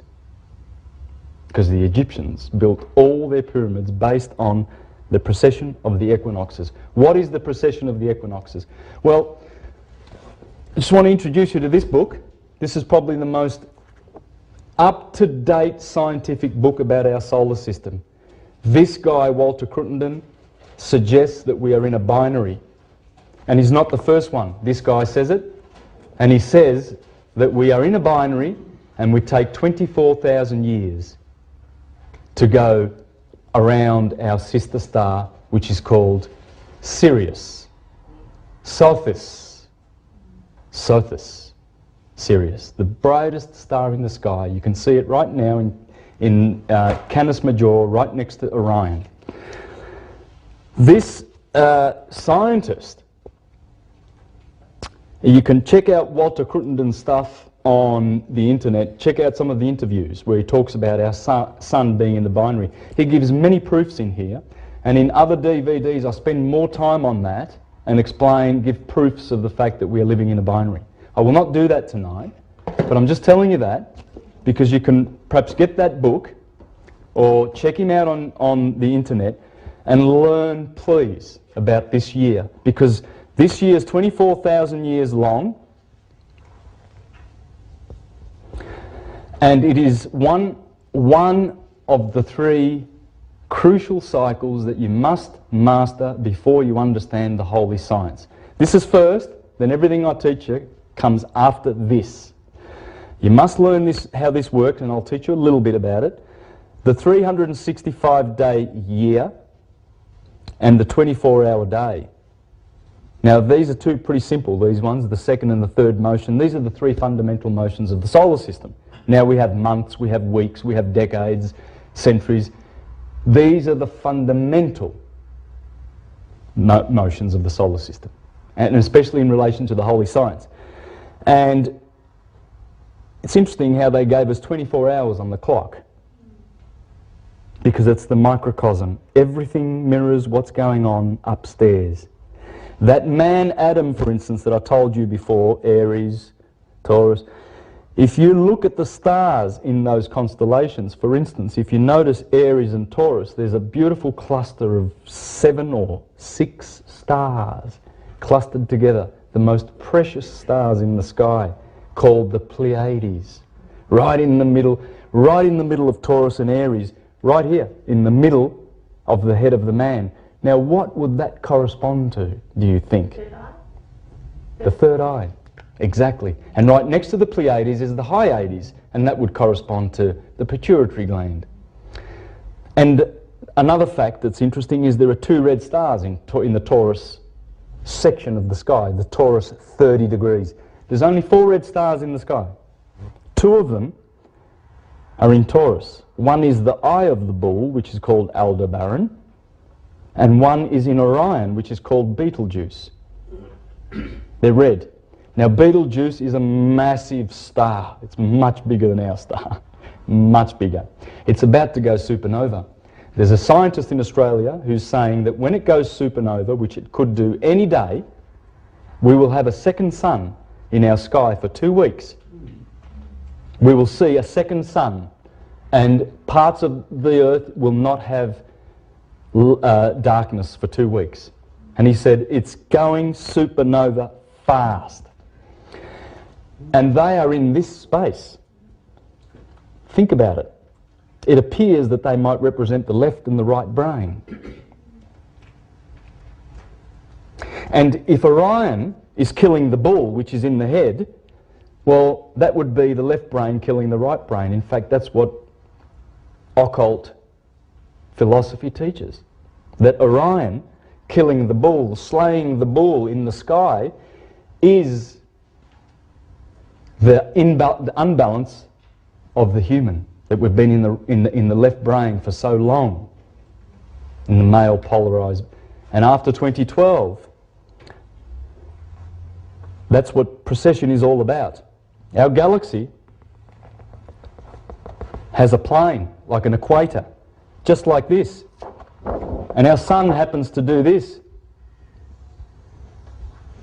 every 24,000 years. Interesting. We are right here, guys. We are about to traverse into the northern hemisphere of the Milky Way galaxy. Our sun has been crossing that for the last decade or so. It is now just about there, more over than under. It will happen on the 21st of December 2012. Scientists are watching this right now, the galactic plane. And where it's crossing, where it's actually crossing is in between Sagittarius's arrow and Scorpio's tail. You can see it if you go up, look east tonight at about, well, you're probably getting home at midnight. If there's no clouds, look east and you'll see Scorpio. And you'll see it rising up out of the centre of the Milky Way galaxy like the phoenix, which it is. And right there's the middle of the Milky Way galaxy. Identify Scorpio. It's the most magnificent constellation in the sky. It beats Orion. It's magnificent. It's the only constellation that actually looks like, it looks like this. It actually looks like a scorpion, and the red star Antares is right there. And it hangs on to the two stars of Libra. And then you've got Virgo over here, and you see it, and then you've got Sagittarius down here, a whole cluster of stars, and right there, that's the arrow of Sagittarius. Right there is the centre of the Milky Way galaxy. And people say, oh, astrology, that's ridiculous and all of that stuff. What are those constellations doing there, pointing to the whole of our universe? They're there. We're going to see that all of this astrology stuff is not nonsense at all. It is pure science. Yeah. Our binary goes something like this, right?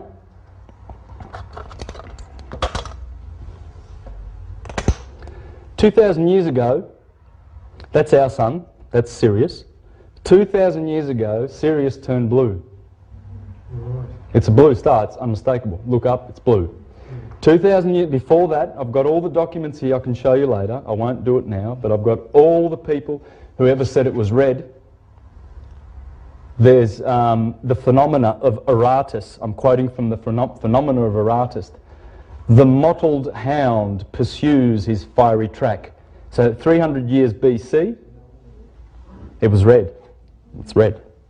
That's one. Aratus is a famous Greek. In fact, the Apostle Paul quotes him when he quotes about the, in the book of Acts, he quotes Aratus.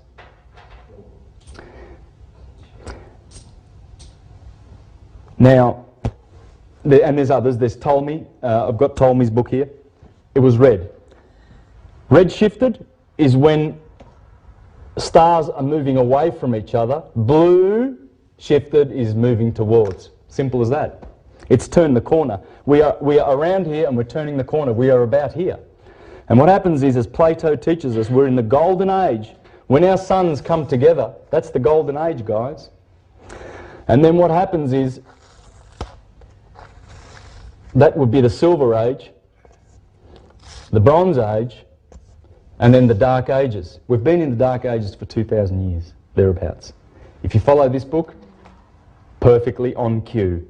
If you follow this book, perfectly on cue. And he gives very many similarities in the Bible. In the Bible, the image of Nebuchadnezzar, the golden head, the silver arms, the bronze, the iron legs, that's what it's talking about.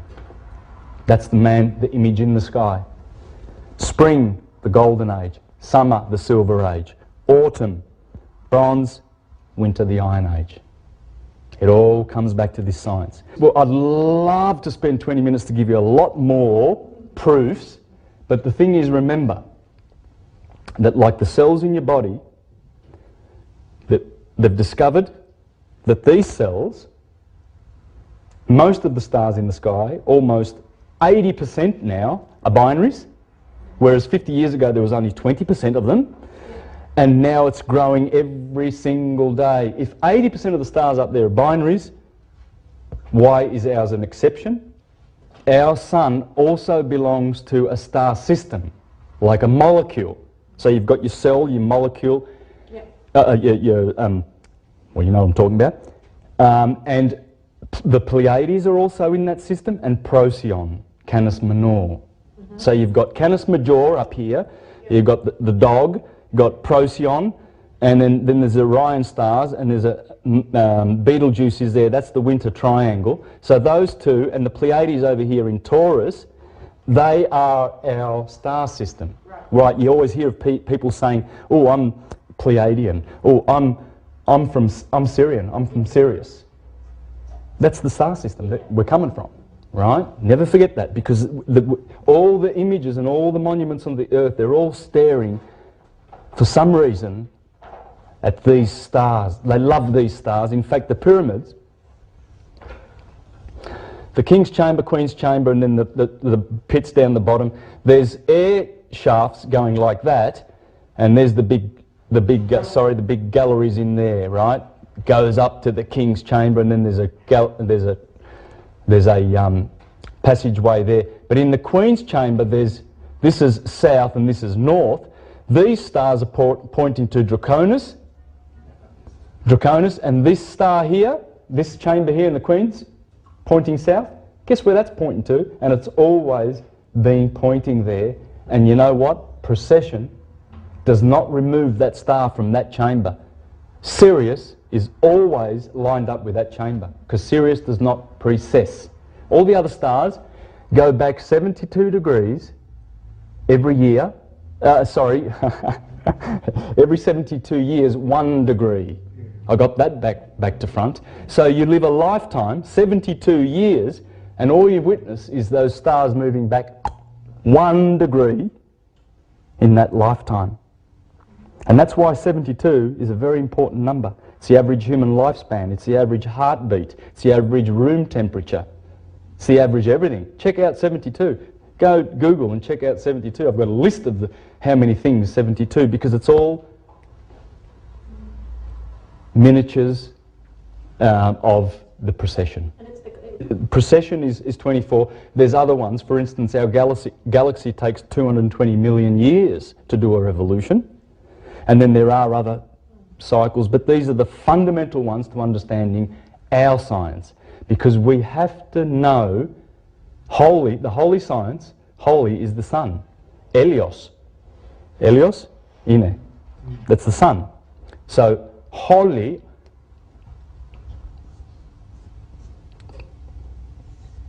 you've seen this word many times. Olympians. Mount Olympus. This is Mount Olympus. I'm going to show you the real Mount Olympus. Because the ones that they go around naming in England and Greece and in Italy, the ones that they name, you know, in Rome you've got Mars Hill, Saturn Hill. It's all named after the seven holy ones, and I will introduce you to those right now. I have Elios? Yes, please. I was going to ask you, if we get off the actual binary system stuff, do you know how close we get when we're opposite each other? Good question. No, I don't. I don't. I know we're 8 light years away, as you say, from each other at a great distance. Yes. But I'm wondering if when we come close enough to be within the distance that would be, you know, less than, for example, from here to Alpha Centauri, we might come down to like maybe 2 or 3 light years or something. Yes. This is speeding up. As we get closer, precession is not a constant. No, it's speeding up. And I've got the figures. I can show you the figures. You can see them. And so when we go around here, we just speed up. But we spend a lot more time around here, like about 10,000 years, then 6 and whatever. It declines. But we speed up. And because of the light of these two beautiful sexual partners, everything's sex. Everything is sex in the universe. Everything. It's electromagnetic. And remember the religious people I was telling you about before, those ones that want you to come into their church and bring your little boys? Because they love them. Mostly pedophile. And they want you to go into their churches because they want to teach you the opposite of this. They don't want you to have this knowledge about how everything is sexual. It's a dirty word. It's not. But by the same token, the people who know the holy science always have a holy respect for sex. Must be practiced in a certain way. It can't be, it's like anything, like wine. If you're a glutton or if you abuse it, it's not good for you. These are the holy ones, guys. The name of the sun, we seem to not have a name for the sun. We seem to have lost it, but I'll tell you what it is. It's basically every name that you see in this room will connect to the sun. I'll show you that later. Helios is the name of the sun. The moon has a name, Luna. Why don't we name the sun? Well, I'll tell you who it is. In the Jewish system, it's Michael, Emmanuel. In the Christian system, it's Jesus, it's Christ, it's Amen, and it's Satan. And his brother, his twin brother, Saturn, is also Satan. I'm going to identify all these guys and then prove it to you that these are the characters. These 7 characters turn up in all our stories. Little Red Riding Hood, Little Red Riding Hood going through the woods, Humpty Dumpty, Jack and the Beanstalk, all our nursery rhymes, they're the characters that always turn up. Helios, Hermes, Aphrodite, Gaia, the earth, Aries, Mars, Jupiter, Thor, Zeus, the god of thunder. Why? Well, just Google images of Jupiter and you'll see the thunderstorms. It is constantly, these are all gas giants, by the way.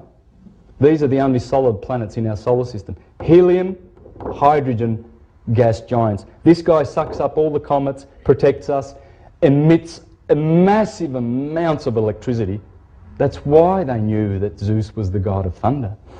And that's Kronos, old man time.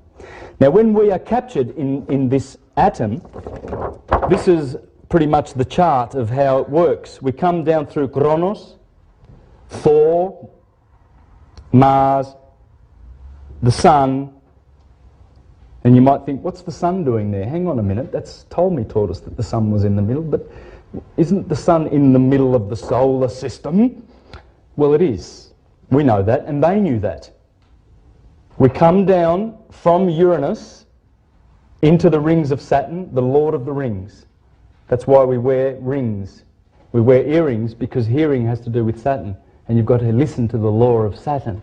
That's what the earrings are for. He's the Lord of the Rings because he has rings, and he is the Lord of these rings. One ring to rule them all. And as we descend, the reason why the sun is in the middle is because the sun, we calculate their hierarchy by their orbits.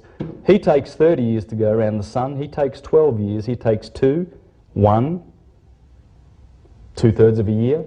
Venus, 88 days. Mercury, 28 days the moon. Therefore, that's their hierarchical order. It's not their physical order in the solar system. So for all those people who poo-pooed Ptolemy for giving us that order, Ptolemy was no fool. Ptolemy knew the science. Now, so I've discussed this. We can go back to this any time, but I want to get off that now. So the 3 fundamental motions of the solar system are crucial to our further understanding of all things. I hope you can see that. These are the 4 elements that Plato talked about: fire, air, water, and earth. These are the feminine ones, matter, and these are the masculine ones, which come from the 5th element, ether. And these are the 5 Platonic solids that happen to correspond perfectly with each one of these. And what do I mean by correspondence? Plato gave us, and Pythagoras also gave us the Platonic solids, the Pythagorean solids. There they are. And there they are there. That's the dodecahedron. It's got 12. Dodeca is 2 and 10 in Greek. Therefore, he's the ruler. And all atoms, if you study atomic theory, all atoms, all of them, will be either solid, liquid, gas, or light. Okay? They are the 4 states of matter. And they give us solidity, cohesion, motion, and temperature. As you go along, you see that these all equal. Everywhere you look, there's 4.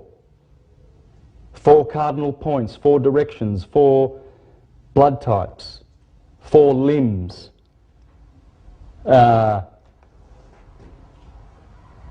This list here has just begun. I've got it on my computer. It goes on and on. I've just put these in here now so that I can share these with you, so that you can understand that when Plato was talking about Earth, he was talking about everything that's solid. Take a look at your body. You've got bones. Take a look at your body. You've got liquid, blood, and water. 70% water you are. 70 to 80% water. Gas, yes.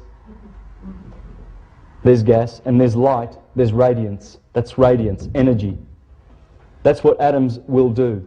Atoms will not do anything other than take these 4 shapes.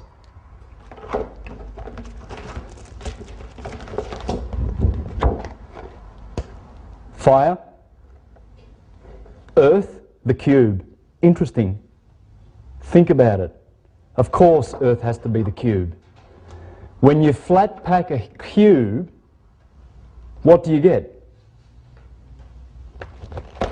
When you flat pack a cube, think about it. That's a cube. Every temple is made in that design. Every cathedral. Go down to the city. It's man. As above, so below. They're teaching the holy science, but they're hiding it from your view. Carbon. Look at that.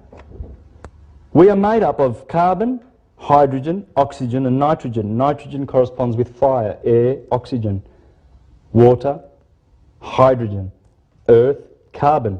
Who can tell me what the atomic value of carbon is? That's 12. 666. Yeah, 6 protons, 6 neutrons, and 6 electrons. That is the hex that we have, our bodies.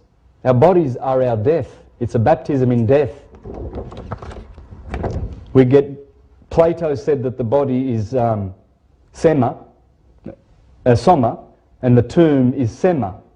So the womb of the woman that we came out of, that's the soma, and we go to a tomb. Do you think maybe womb and tomb have the same meaning? They do. That's why a tombstone looks like a womb, because it's memorial of your ascension back to heaven, whence you came. So when we are baptized in carbon, we've been hexed on the cross. That's the man on the cross. He's got a body of fire, earth, air and water, because that's what your body's made of. That's the science. That's the philosophy, the physics behind it.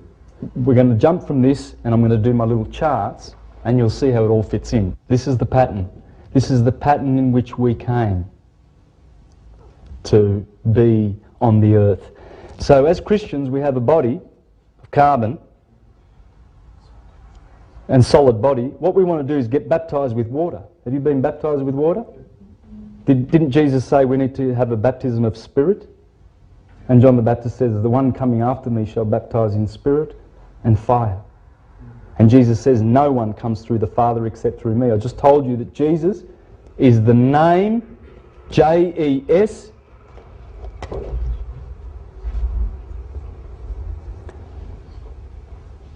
equals the Son in Hebrew.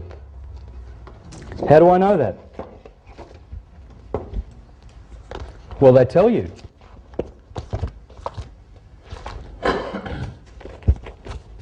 Can the Greek people in the audience tell me what these letters stand for? Iota? Eta? I mean, Jesus Christ is Simon. That's all. Sure, exactly. But you just said Ita. So that H is an E. Did you say? So we've got Ita. That says yes in any language. Yes, Krishna. Jesus Christ. They tell you. It's there. That's yes. There's the Pope with his yes. They are sun worshippers. There's the yes on the cross. There's the Pope with the yes. Just want to throw this in for the Jehovah's Witnesses because I was a Jehovah's Witness for 20 years, so I've come a long way, guys. And when I studied this, well, Jehovah, the one who is vigorous in power. I wonder who that might be. They tell you, I'm telling you, the governing body of the Jehovah's Witnesses know who they're talking about when they're talking about Jesus. They know that the historical Jesus is the biggest lie that it was ever perpetrated on mankind. And there's only been bloodshed since Christianity's taken the throne. I'm going to prove that and show it. Because these sun worshippers, they've gone off balance. We're not supposed to be just sun worshippers. What happened to the moon? The moon is Min, which was converted to sin. That's who the sinners are, the people who worship. And the people who worship Saturn, because you can respect these gods. When you study astrology, you'll see how you have to respect these gods. You've got to know these 7 dudes and where they are in your birth chart.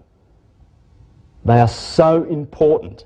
And the moon is very important. That's feminine. Venus is feminine. Mercury is feminine because he's hermaphrodite. Jesus stands for what? J stands for what? It's the name of the sun. It's its name. Jess means sun in what? Good question. In Hebrew. That's, I just showed you the origin of it, right? We don't need to argue that. There is Elios, the sun. There's the Baptist Church. Ooh, the living hope. They're all doing it. You'll see the sun in all their images, but they won't tell you that. I want you to believe in the historical one. See this? Yes. It does actually, in English, that's the word. Because when we say yes, we are watching the sun setting and rising, and the sun is positive, therefore yes is positive. That's why we say yes. It's the name of the sun. The word for affirmative in English is the name of the sun, and I'll prove it. Yes becomes yeah, becomes the year. And who is responsible for the year? Who makes the year happen? Well, the sun. The moon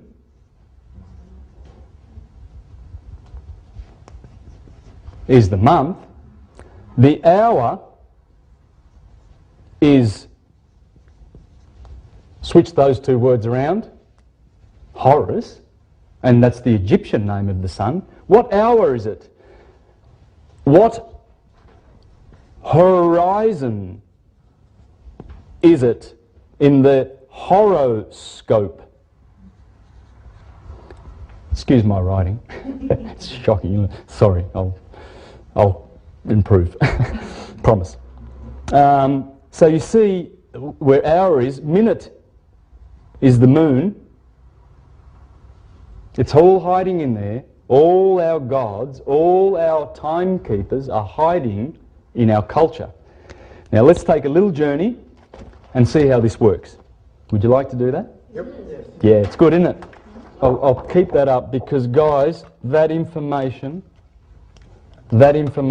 is exquisite. It's just exquisite, that information. I can't tell you how much you can learn by meditating on these 4s. Meditate on the 4s first, and then include the ether, and then include the 5, because everything comes from the source, as Plato taught, and they all taught. I'm just plucking out Plato because it's easy, and I remember what he taught more. That's the cause, and that's the effect. This is the world of effects. We have to get out of the world of effects. There's pain and suffering down here, and there's good and evil, which is our invention. It does not exist in the mind of God, because the God is the universe, and as the Hermeticists taught, the universe is mind. All right, so we had the earth before, there like that, and then we had the equator, and then we had the Tropic of Cancer, and then we had the Tropic of Capricorn, right? And then we had the sine wave. Like that. And we had March 21st over here, June 21st over here, September 21st over here, and December 21st over here. Solstices, My birthday, equinoxes. Which is yours? 21st June, Yes, you're in the middle of Gemini and Cancer. on the cusp. So you're confused. no, but that's the 21st, especially why in astrology is 22 a powerful number?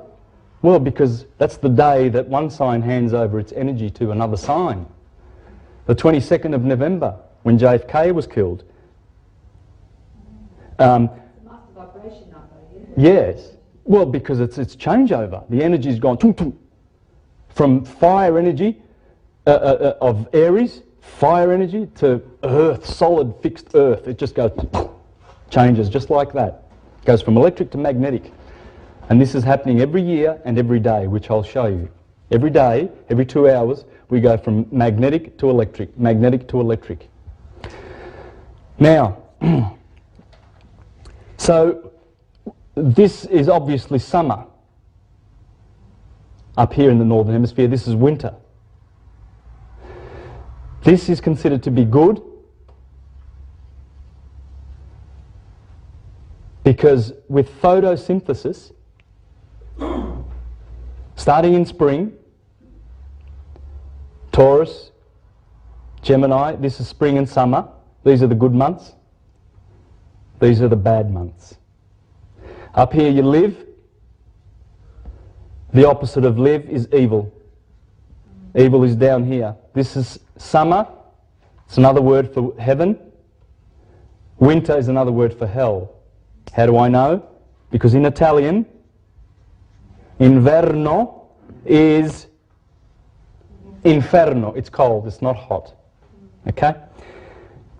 Good, evil. That's all there is. That's where the evil exists. And as I'll show you later, Saturn, the cold planet way out there, rules Capricorn. Capricorn is here. And Aquarius. Winter. Summer rules in Leo. Up here rules in the house of Leo in the northern. This is the kingdom of Jesus, the kingdom of the sun. This is the kingdom of Satan in hell, Saturn.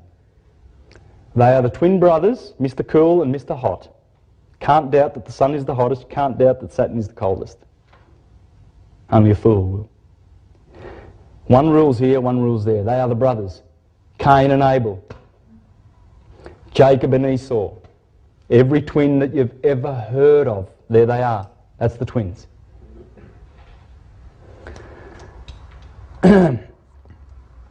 Now, when the sun hits the Tropic of Cancer, that's the hottest, well, it's the hottest, it's a hot peak and that's the cold peak, but nonetheless the heat's the hottest part of the year is over here. I'll show you that later. Cancer, Leo and Virgo. Let's put those in there. They're the summer months. 3 months. 1 month, 2 months, 3 months. 30 degrees, thereabouts. So, then,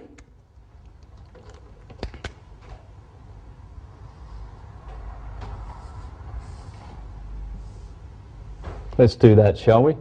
Then we have Aries over here, Taurus and Gemini. They are your summer constellations. When people see that the sun is in those signs, they know exactly what to do. They are instructed. When you see the lamb, you will see the blossoms on the trees. That represents the wool of the lamb, the springtime, the Lamb of God that takes away the sin of the world. Why?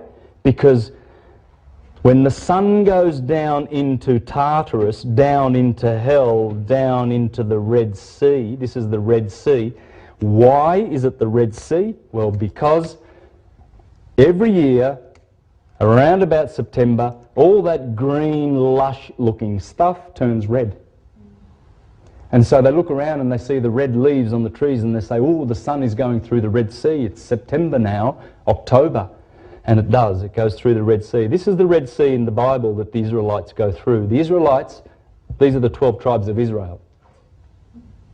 And as we go down into the Red Sea, down into Egypt, this is the Promised Land, the land of milk and honey, the land of Egypt, the Garden of Eden, outside of the Garden of Eden.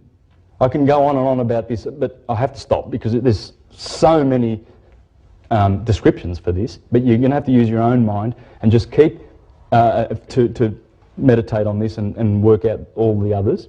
But just keep in mind the goodness of the photosynthesis, lush spring and all that food and the harvest in Virgo. When they see the bull, they are told to get the bulls out and plough the ground because it's late April and you have to cultivate the ground. And guess what? That sign is fixed earth. Is there a coincidence? Yes, there is. We shall see. Remember, astrology is based on this. Everything is based on this. Everything. Electric, magnetic. Positive, negative. Gemini, the twins. That's reproduction time. You see the twin lambs, twin goats all around the place, frolicking around. Cancer, the backward, sideways moving animal. When the sun reaches that point, they put a crab there to indicate that the sun is now, it's reached the holy mountain of Israel. It now has only to have to descend down into its hell again. And the hero that conquered now must be vanquished from the kingdom of God, passes through the scales of justice, Libra, and guess who's waiting? Scorpio. No friend of the sun. That's when that sign is in November, from October through November. They know that that is the red dragon that fights this guy, the sun in Leo, who rules there, and the moon rules in Cancer. The rulership of the planets is very important. Sagittarius, again, he also inflicts pain on the hero. And that arrow, the last day of Sagittarius is the 21st of December. These two inflict pain, the judgment, the pain, being betrayed. The sun's betrayed here, kicked off his throne as the king Ra. He gets enthroned. Over here he's Horus, over here he's Ra, over here he's Set, and down here he is Osiris. Here he is Christ, here he is Amen, here he is Jesus, here he is Satan. Try and remember this, because that's why all the names are there. Capricorn, Aquarius and Pisces. When the sun hits Leo, that's the roaring lion of summer. What a perfect animal to depict midsummer. The dog days, Sirius, behind the sun here. These are the dog days. The dog days are from here to here. All the summer sun, the lion, the roar. I can read this out of, I brought some books along. This story is here. That's the astrologer to Napoleon Bonaparte, Bonacci. He's the guy who taught Thomas Jefferson. And all of those guys, George Washington and Madison, and all those founding fathers who were not Christian. They were not Christian. They knew this. Thomas Paine. They knew this. Thomas Paine said, the Christian Bible is a parody on the sun. The story of Jesus is a parody on the sun. That's what he said. Thomas Paine said that. He was a smart man. Virgo, the virgins go out and collect the harvest.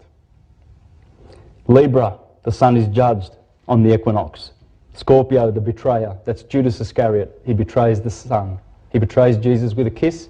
The bite of a scorpion resembles a kiss mark, 2 lips. And the scorpion bites with his back sting and not the front. Judas Iscariot. Pontius Pilate, Strong's Concordance says Pontius Pilate is the man with the spear or with the sword. He also is handed from Judas Iscariot to Pontius Pilate to be betrayed and killed in Capricorn, ruled by Saturn. Saturn takes over here. This is Saturn territory, winter. It kills the sun's cycle. He's the killer of the sun. It's winter. And then the sun has to climb up. And as the days lengthen from the 25th of December, the birthday of the sun, coincidence, that's when the sun starts to grow again. We celebrate the 25th, Christmas Day, Christmas being Christ, the sun that makes the crisscross shadows on the earth. As it climbs up, its enemy Satan is there to swallow him up, but he climbs. And the days begin to lengthen here, and that's called Lent. And it passes through, after 30 degrees, the sun gets a baptism in Aquarius, the wet month.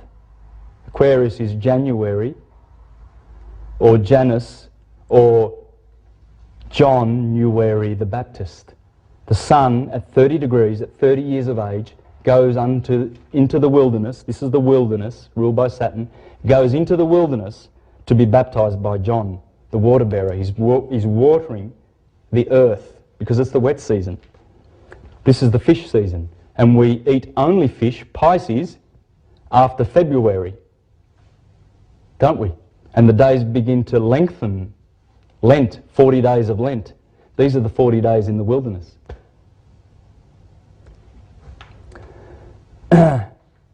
February means purify.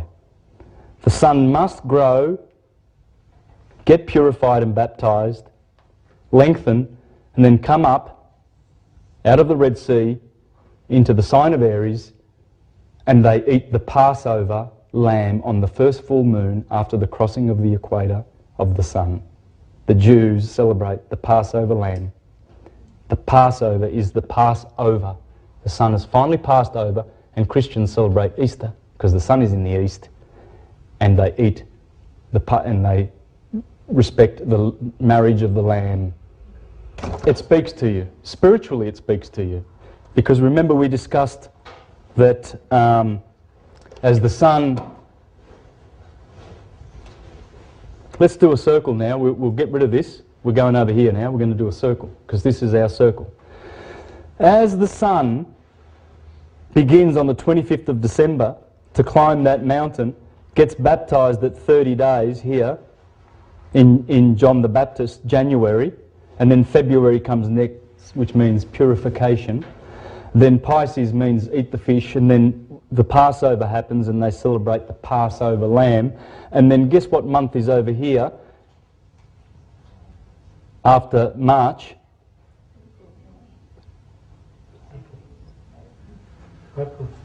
I'm thinking Italian because there's a reason for that.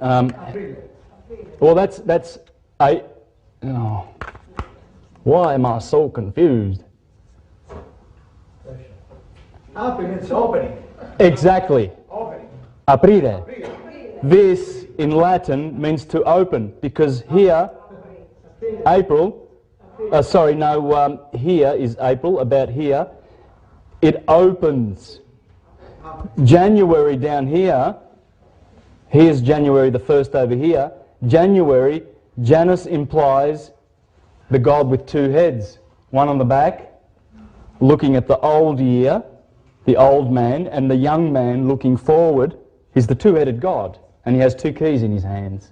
He has the keys of the old year and the keys of the new year, and guess who he is? Saturn, old man Kronos. And so here is the gateway to the up cycle of the sun, and June is the gateway to the down cycle of the sun. Capricorn here, and opposite is the unicorn in Cancer, the two corns, the two horns of abundance. Unicorn, Capricorn. There's a reason for this. Look for these things. Always look opposite and you will see clues to everything in this science. It's marvelous. So we saw the goat climbing up the mountain Because that's what the goats do, that's why he's there. Do we need a telescope or just go outside and you see all the stuff? That's all you need. I can show you all the constellations where they are. And believe you me, there's nothing greater than knowing the zodiac and the story that's in the zodiac. As I said, agriculturally you know where you are. Spiritually you know where you are. It's biologically. No, you don't.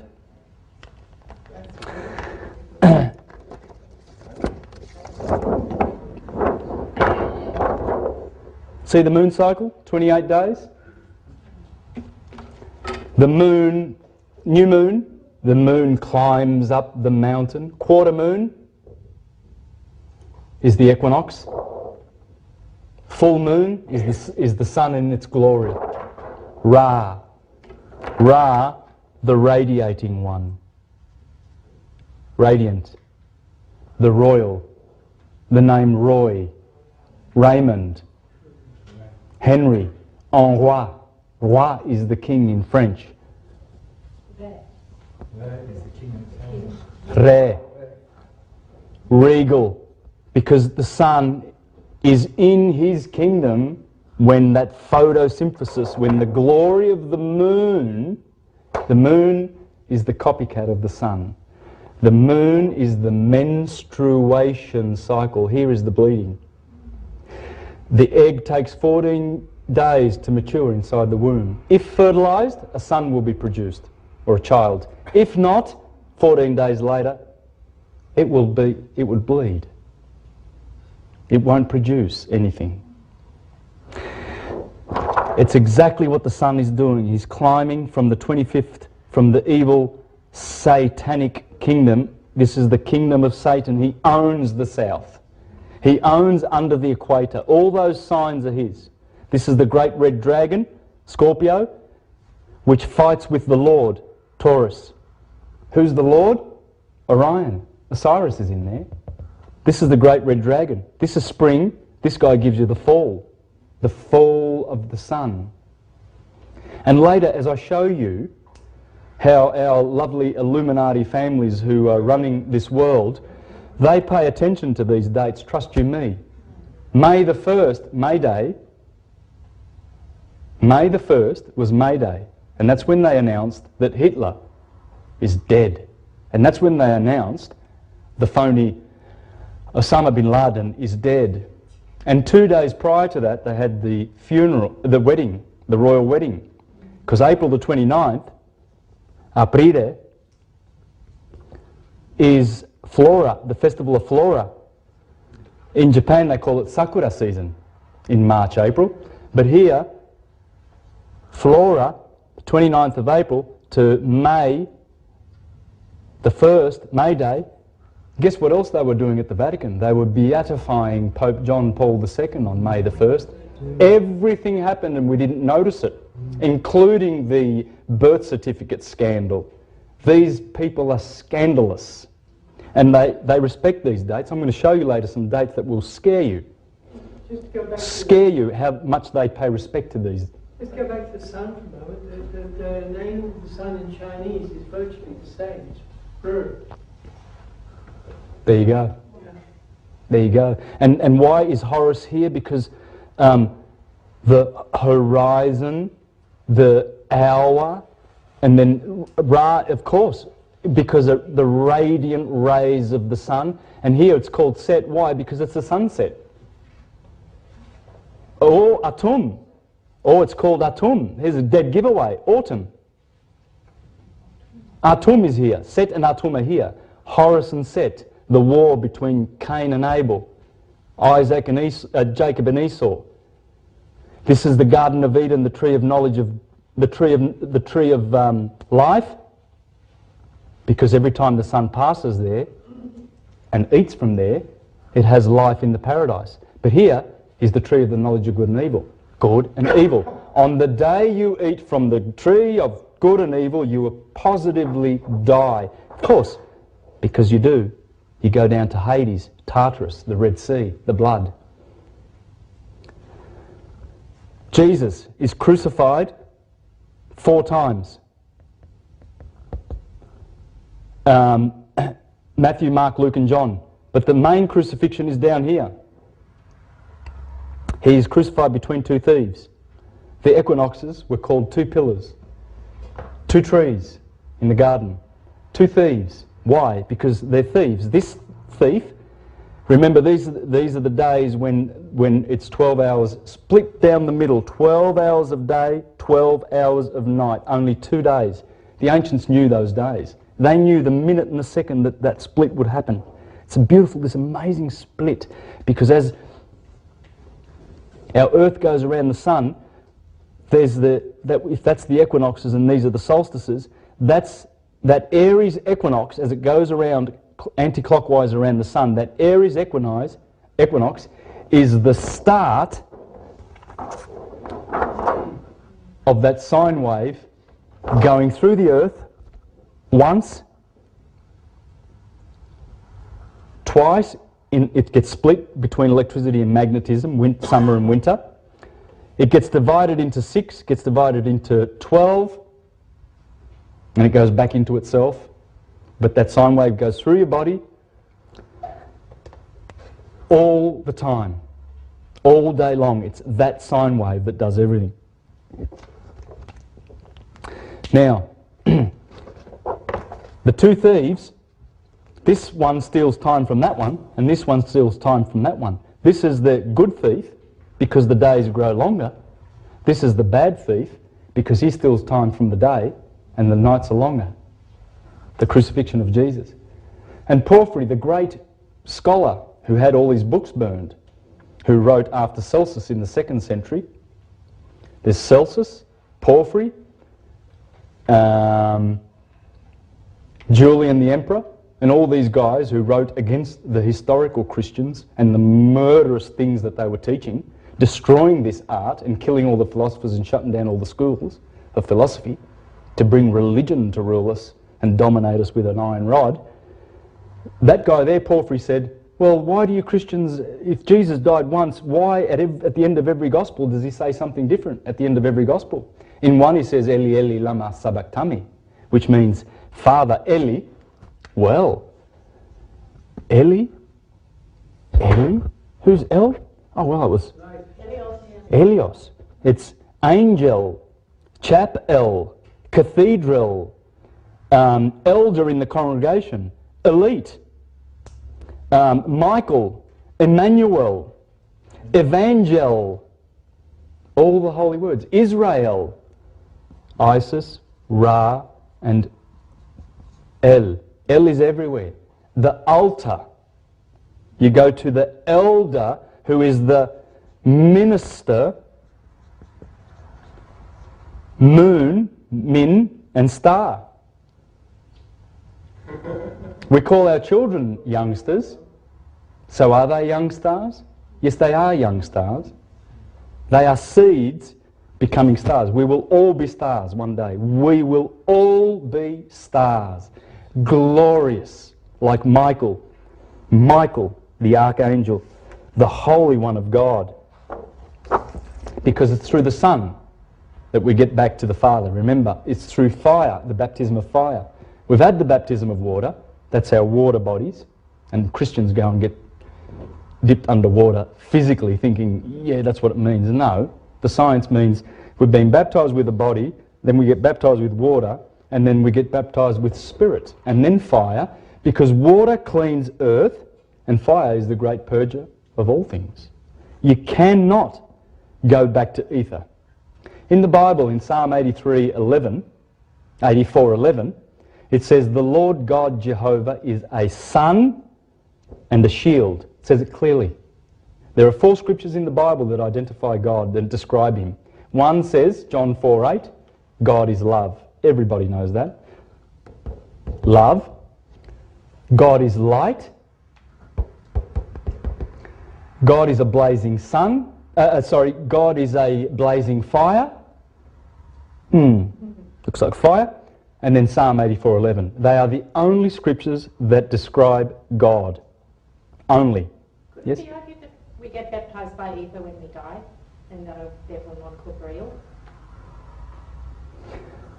Good question, because spirit actually is in place of ether because they are spirit.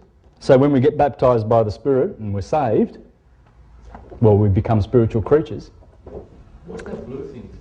Ah, good question. I haven't finished that. That's the Earth. That is the magnetosphere. That is a shield protecting us from the solar flares. Those solar flares, the very highly charged particles coming from the sun reach here before 8 minutes. The slow ones are 9 minutes, 10 minutes. But those ones there, if this was not a magnet and that shield were not there, the atmosphere of the Earth would be stripped in seconds. So the Bible says the Lord God is a sun and a shield. Do you think that... the Van Allen belt? No. This is the shield around the Earth. Just around the Earth. The Van Allen belt's way out there. That's way past Uranus and Pluto. The asteroid belt is in between Mars and Jupiter. That was a planet. And why was it a planet? Well, because our solar system is an atom. And these bodies, magnetic bodies, are the electrons that go around it. And it's not stable. It's relatively stable, but it's not stable. How do we know? Well, 7,000 or 8,000 years ago, a planet just went, and it's the asteroid belt. Not the Van Allen, the asteroid belt between Jupiter and Mars. Anyway, I've gone off, but let's get back to that. Eli, Eli, lama sabachthani. Lord, why have you... And Porphyry said this 1,700 years ago, before the Christians came onto the throne. Why hast thou forsaken me? Why hast thou forsaken me? Now that's there. God, Lord, Lord, why do you oppose me? Lord, Lord, why hast thou forsaken me?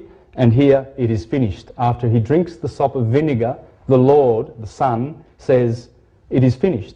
Well, because why? Because that's the finishing line. That's the bread. That's the harvest of the bread. You Greek guys and Italian guys, you'll know when the wine season is. When is the wine? When is the wine pressed in Italy? Autumn. September, October. That's the wine. It is finished. When you when you squeeze your wine and you get all that beautiful wine, and then you squeeze a bit more and a bit more and a bit more, and you taste the last part of the wine, what does it taste like? Vinegar. That's why they give the Lord vinegar, and he drinks it and he says, it is finished. Because they're just copying what the Egyptians were doing for thousands of years, in that, at that season, the high priest of all of Egypt would stand and drink with a glass of vinegar and say, it is finished. Because that's the blood of Jesus, the bread and the wine. That's the blood, that's the bread, that's the wine, the blood. Jesus is the Son who turns water, that beautiful water, into wine every year. Jesus turns, in the morning when you see yes come up, where does yes come up out of? From the east. Yes, but out of, if you live on the east coast of Australia, Sydney, Bondi Beach, it comes up out of the ocean. And what is the ocean called? Maria, Mary. Jesus is born of Mary. Jesus turns water into wine. Mare, the sea. Marine, maritime. And, well, I'm at the stage where I'm just going to make this bigger now, because we're going to put in all the details, and what I aim to do now is teach you to be a master of astrology in 10 minutes. Yes, you will be. I can promise you that. You'll be a master. And you'll start picking all the people, and you pick their star signs. You remember the stars, the sine wave, okay? That's my promise to you. And I'll fulfill it, because it's a simple science. That, you know what that is, don't you? March the 21st, June 21st, September 21st, December 21st. Solstices, equinox. So you imagine the Tropic of Cancer there, Tropic of Cancer below. Now, who knows their astrology well? Can you tell me what is the symbol for the earth in astrology? What's that? Earth. Do you think they knew something? There's the sun. As I said to you, the sun is the hero of all.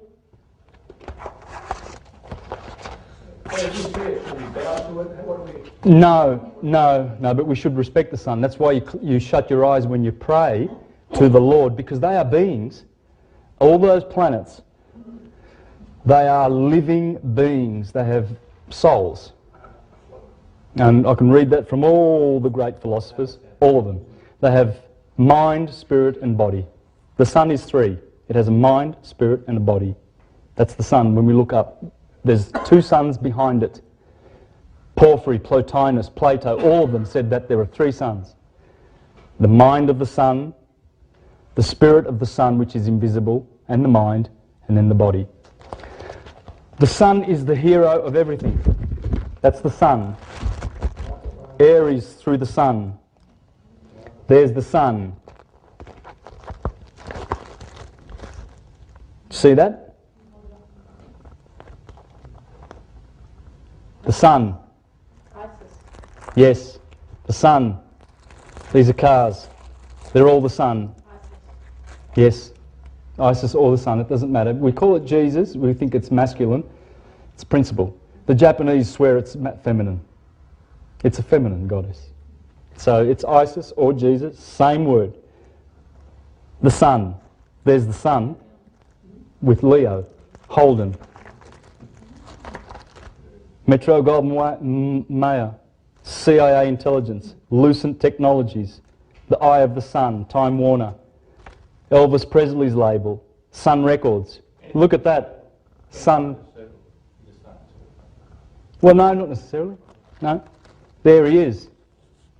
The king on the sun. There's the Black Sun Records. That's Saturn, the twin brother of Jesus. Good against evil, cold against hot. Two suns, Veshika Pisces. That's the sun. It has 72 petals. Remember what I said about 72? The sun. The sun. Why would you have some doofus symbol? Of course you're going to have the hero. They're all the hero. Little Red Riding Hood is the sun. Cinderella is the dawn. And Prince Charming is the sun who comes every morning back to the dawn. Every morning back to Cinderella. Everything. Of course. It's Perseus. Perseus slays Medusa. Who's Medusa? When Perseus, the sun, comes up in the east in the morning, we put 6 o'clock over here in the morning, right? When the sun comes up in the morning, all the stars, the starlit night, Medusa's head gets destroyed. That's the Trojan War is happening here. The Indians have a better story about the Trojan War than the Greeks ever read. They stole it off the Indians. It happened in the skies. It's all in the sky. Jesus, Hercules, all of them. All the nursery rhymes. And I can read from the books. If you really want to see, and that every single nursery rhyme and fable, these are old, these books. You've got to dig to find these books. Read these books. See all the notes I've got in these books. Little Red Riding Hood. The sunset is red. The wolf is here. Little Red Riding Hood always comes out again at the other side. It's also the red of the winter. But everything is red here. It's interesting. If you place the chakras from the head of the body right down to Scorpio over here, which is the last chakra, from the head to the bottom chakra in Scorpio, what happens to the chakras? They start yellow in the sun, heart chakra, solar plexus, red, red, red, red, red. As above, so below. I'm telling you, that's the atom in the sky, and it corresponds. The sun. Vodafone. They stole their little 666 from the Ku Klux Klan. What does that mean, 666? Does it mean something that's relevant to us? I can give you various meanings. All these symbols have 7 levels of meaning. The 666 is also the Vatican's... This is what I well, I told you that it's carbon, but it is also the triple crown of the popes, 666. They are the Sestui KV trust accounts that are attached to your birth certificate. Your birth certificate is connected to those 666. This crown steals your soul. This crown steals your real estate. This crown steals your private property. You own nothing under the Vatican system. They are the landlords of the world. I've done a documentary already on this. It's so true. That's the other 666. It's also the carbon. You'll see that there's many higher, the sun. Disc over, the Passover season. The stars. Isuzu, the two S's mean something. I won't go into that now. 7 Up. Cancer, 66, the sun. The unicorn, Cancer and Leo. It's basically talking about the summer, the rulership of the sun and the moon, Jesus and Mary Magdalene. The white moon and the golden sun. Aquarius, the water of Aquarius. Volvo. Mars. And what would that be if you put an A on the end of that? That's what it is. Male and female. It's all sex. Mars. This is Toyota. Mars has a very sharp orbit. Venus has a soft orbit. That's the male phallic going through the feminine. And that's the sun orbit. The sun. Fiat. Mazda and Nisan mean the same thing. Nisan means the Passover. Nisan 14 is the month of March. Mazda is the month of March. That's the sign of Aries. That's the sign of Aries, the sun going through the equator. Nike, the rings of Saturn. Saturn with a hex on it. Intel, notice what they do with the E? It stands for ether. They always play with the E. E. These are the Illuminati families who love to play with your heads. Trust me. E, E, E, esprit. Why? Because E is also the most important letter of the English alphabet. Well, it's the fifth letter, and it's the letter for ether. It's ether.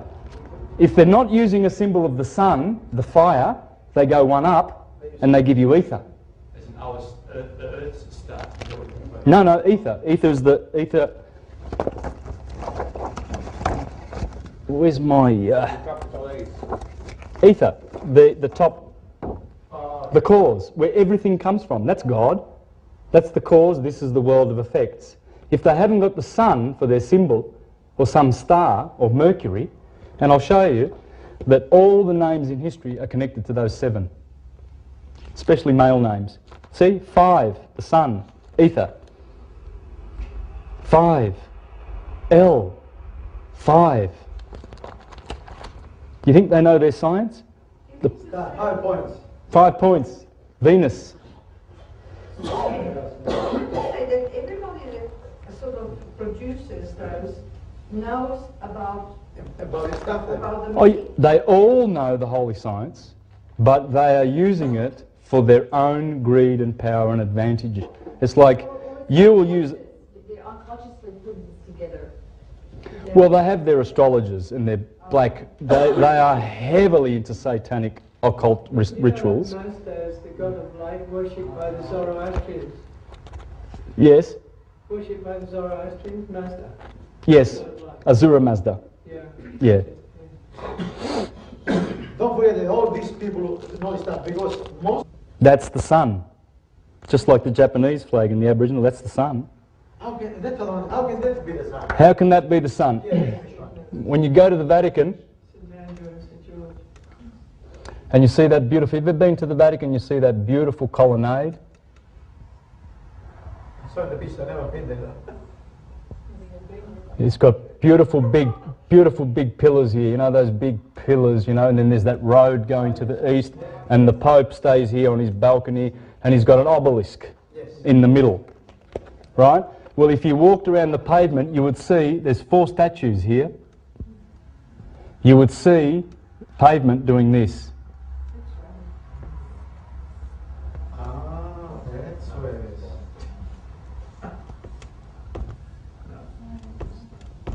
That is not there. Disregard that. I've just put that there so you can see that this is nothing other than the sun. It's called the Union Jack because it's Jewish colours. It's the unity of the sun. Jacob is the sun. When the sun, that's the equinox there. When the sun hits the equinox east, and they celebrate Easter, the sun casts a shadow on the obelisk, casts its shadow down here. At night, it casts its shadow here. Then it goes down to the winter that's south. South, that's north. When it goes down 3 months later, it's gone from there, March, it's here now. You've got the winter solstice, hang on, let's put it, it was there, here, okay? That's September. Now it goes down to December the 21st over here, then it goes back to March over here, then it goes to the summer solstice, then it goes back. So it's going summer, autumn, winter, spring. Summer, autumn, winter, spring. And as it does that, when the sun rises over here, it casts a shadow over here. And at night, it casts a shadow over here. Over here in summer, it casts its shadow over here. And it casts, the obelisk hits those. And you've got the crisscross of the sun, which is, have you ever seen that cross of Constantine? In this sign you shall conquer. That is the sign of the Ki-Ro. Ki-Ro is the Christ. Christ, the Christ is the sun, because it makes a crisscross. That's who Christ is. That's the crisscrossing of the sun. It's all solar science, all of it. Everything. Yes, it's the sun's path. The 4 stars. There are 4 stars in the fixed signs: Aldebaran, Regulus, Antares, and Fomalhaut in Aquarius. They're the 4 stars. They're the 4 heroes: Matthew, Mark, Luke, and John. The 4 Gospels, 4 everything. 4 star, 4 star, 4 star, 4 star, 4 star, 4 star. Does anyone drive a Forester?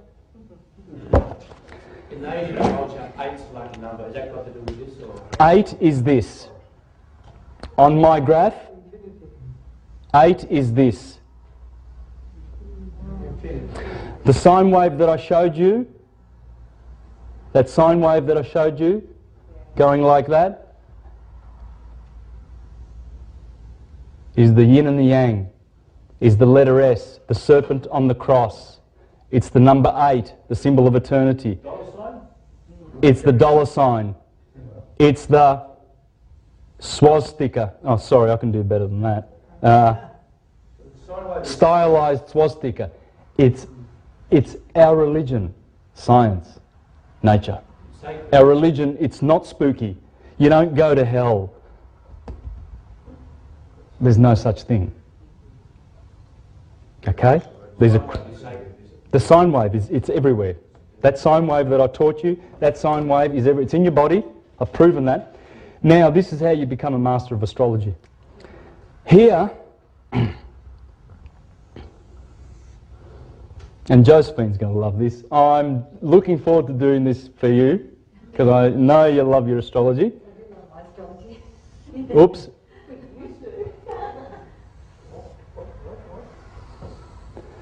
There's your 12 signs.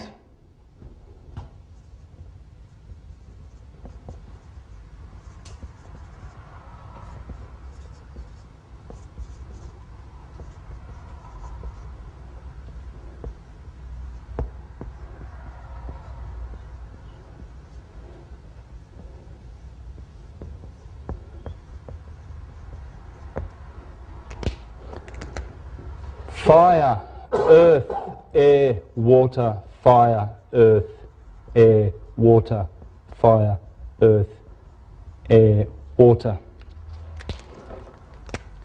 Cardinal, fixed, mutable. Cardinal, fixed, mutable. Cardinal, fixed, mutable. And I'm saying it for a reason. It's a mantra, and I'm drawing it, writing it for a reason too, because once you do this in your mind and remember the solstices and remember the sine wave and remember this circle, everything connects to this. This is the hidden manna, the hidden knowledge. This is Camelot. This is Shambhala in the skies. Mount Meru, Mount Zion of King David. This is the tabernacle in the wilderness of King Solomon. It's King Solomon's temple. It's in Revelation, Jesus says, I will make you a pillar in the temple of my Father, because we're going back to the stars. Okay? Male, female, etc. Electric, magnetic. Here we put 6 a.m. Here, of course, 12 p.m. Here 6 p.m. and here 12. So we've covered the day and the year. The day always begins at sunrise. The ancients said that from 6 o'clock to 8 o'clock, Aries rules every day. From 8 to 10, Taurus rules. From 10 to 12, Gemini. 12 to 2, 2 to 4, 4 to 6, and these are the nighttime signs. So you see how this is black and light, summer and winter, hot and cold, all the good things that we love and need for life, and all the things that oppose life and give death. In winter, you can die in these months, especially when the scorpion comes. From the scorpion to the goat sign, the evil Golgotha, where Jesus is killed, Golgotha, the skull, the place of the skull of death. Capricorn, Saturn rules here and Saturn rules here. These, you can die. You need to have a lot of bread in your pantry in the Northern Hemisphere, or you do die. Most people die here. This is where death happens in winter. Winter's a killer. This is life, this is death. Good is nothing but God, and evil is nothing but the devil. Okay? And remember I said before, live, and the opposite, the mirror image, is evil, lived and devil. They don't do this in English for nothing. They've done this carefully, believe me. You're going to see this. I'm going to show you later. If you put the letter A there and you wrap all the letters of the round alphabet there, the middle letter will be M, the 13th letter. Matter, A stands for spirit, air. Here is spirit, here is matter. Here is fire, the kingdom of the sun. Here is matter, the kingdom of water. Matter, mother, marine. And next to M is an N. And you get the words navel. You get other water words. And it happens that in the Jewish language, the M and the N that are here, M means water, and which mem, and nun means fish. Swim in every language almost. You've got air there, and I'll show you that later. We'll put there, but there's better stuff to come. You need to wrap your 3 wheels around here. Remember, what part of the body is here? The head.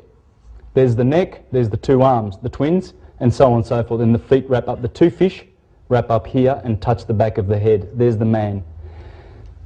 All you have to do to have the fundamentals of astrology is those 3 wheels. The body as below, and as above, the 2 cycles of the day, 6, 12, 6 and 12, equinox, solstice, and you build your knowledge of astrology on that, on those 3 cycles. Now, when the sun is a little baby here, the sun is a baby here, 25th of December, remember the nativity scene? Because the sun is born and then it grows and has to climb the holy mountain. It's funny, but all of this symbology is Jesus climbing up to come in procession on 2 donkeys. Remember, Jesus rides 2 donkeys into Jerusalem? That's Jerusalem. That's Jerusalem. And right there you have Mary Magdalene. The moon rules here, and the sun rules in Leo, right? I'm going to get to the rulers in a minute, because that's when you get to put all the pieces together. There are 2 donkeys here, Asinellus Borealis and Asinellus Australis. When the sun comes through Gemini, it rides those 2 donkeys to the summer solstice, which is Jerusalem, where he is enthroned, and then he begins to be betrayed. And the story of Samson is similar. He pulls the 2 posts of Gaza out. He eats honey. There's a beehive in here, a constellation called the beehive, the manger, the beehive. He eats honey out of the lion that he killed the day before. He gets betrayed by Virgo. Layla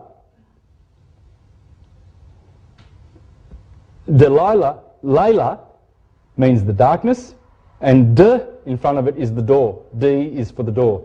The door to the darkness. That's why the virgin, the woman, is always betraying the man. Right? Well, because it's Virgo. Virgo is the door of the darkness, and when the sun is born every morning at 6 a.m, who should be there on the western horizon where the sun sets, but the Virgin? And the same thing happens every year when the sun is born in Aries, and they celebrate the new year by the Passover or Easter. There is the Virgin. She betrays Samson, cuts all his 7 rays of hair. Remember, he had 7 rays of hair because, as Plutarch says, the 7-rayed god, that's the sun, beautiful golden rays, but those rays are somewhat diminished when it passes the scales of Libra and the justice, and then gets betrayed by the Philistines, and then gets blinded. And he says to the Lord, give me 1 hand to my left and 1 hand to my right, and I'll pull down this whole temple of the Philistines down, and I will die with them, because that's the sun dying down here when he's betrayed by the Philistines. These are the Philistines. This is the story that's repeated so many times it's not funny. 20 minutes? And change tape? No, for marathon. Oh, okay. All right. Now, the rulers of these are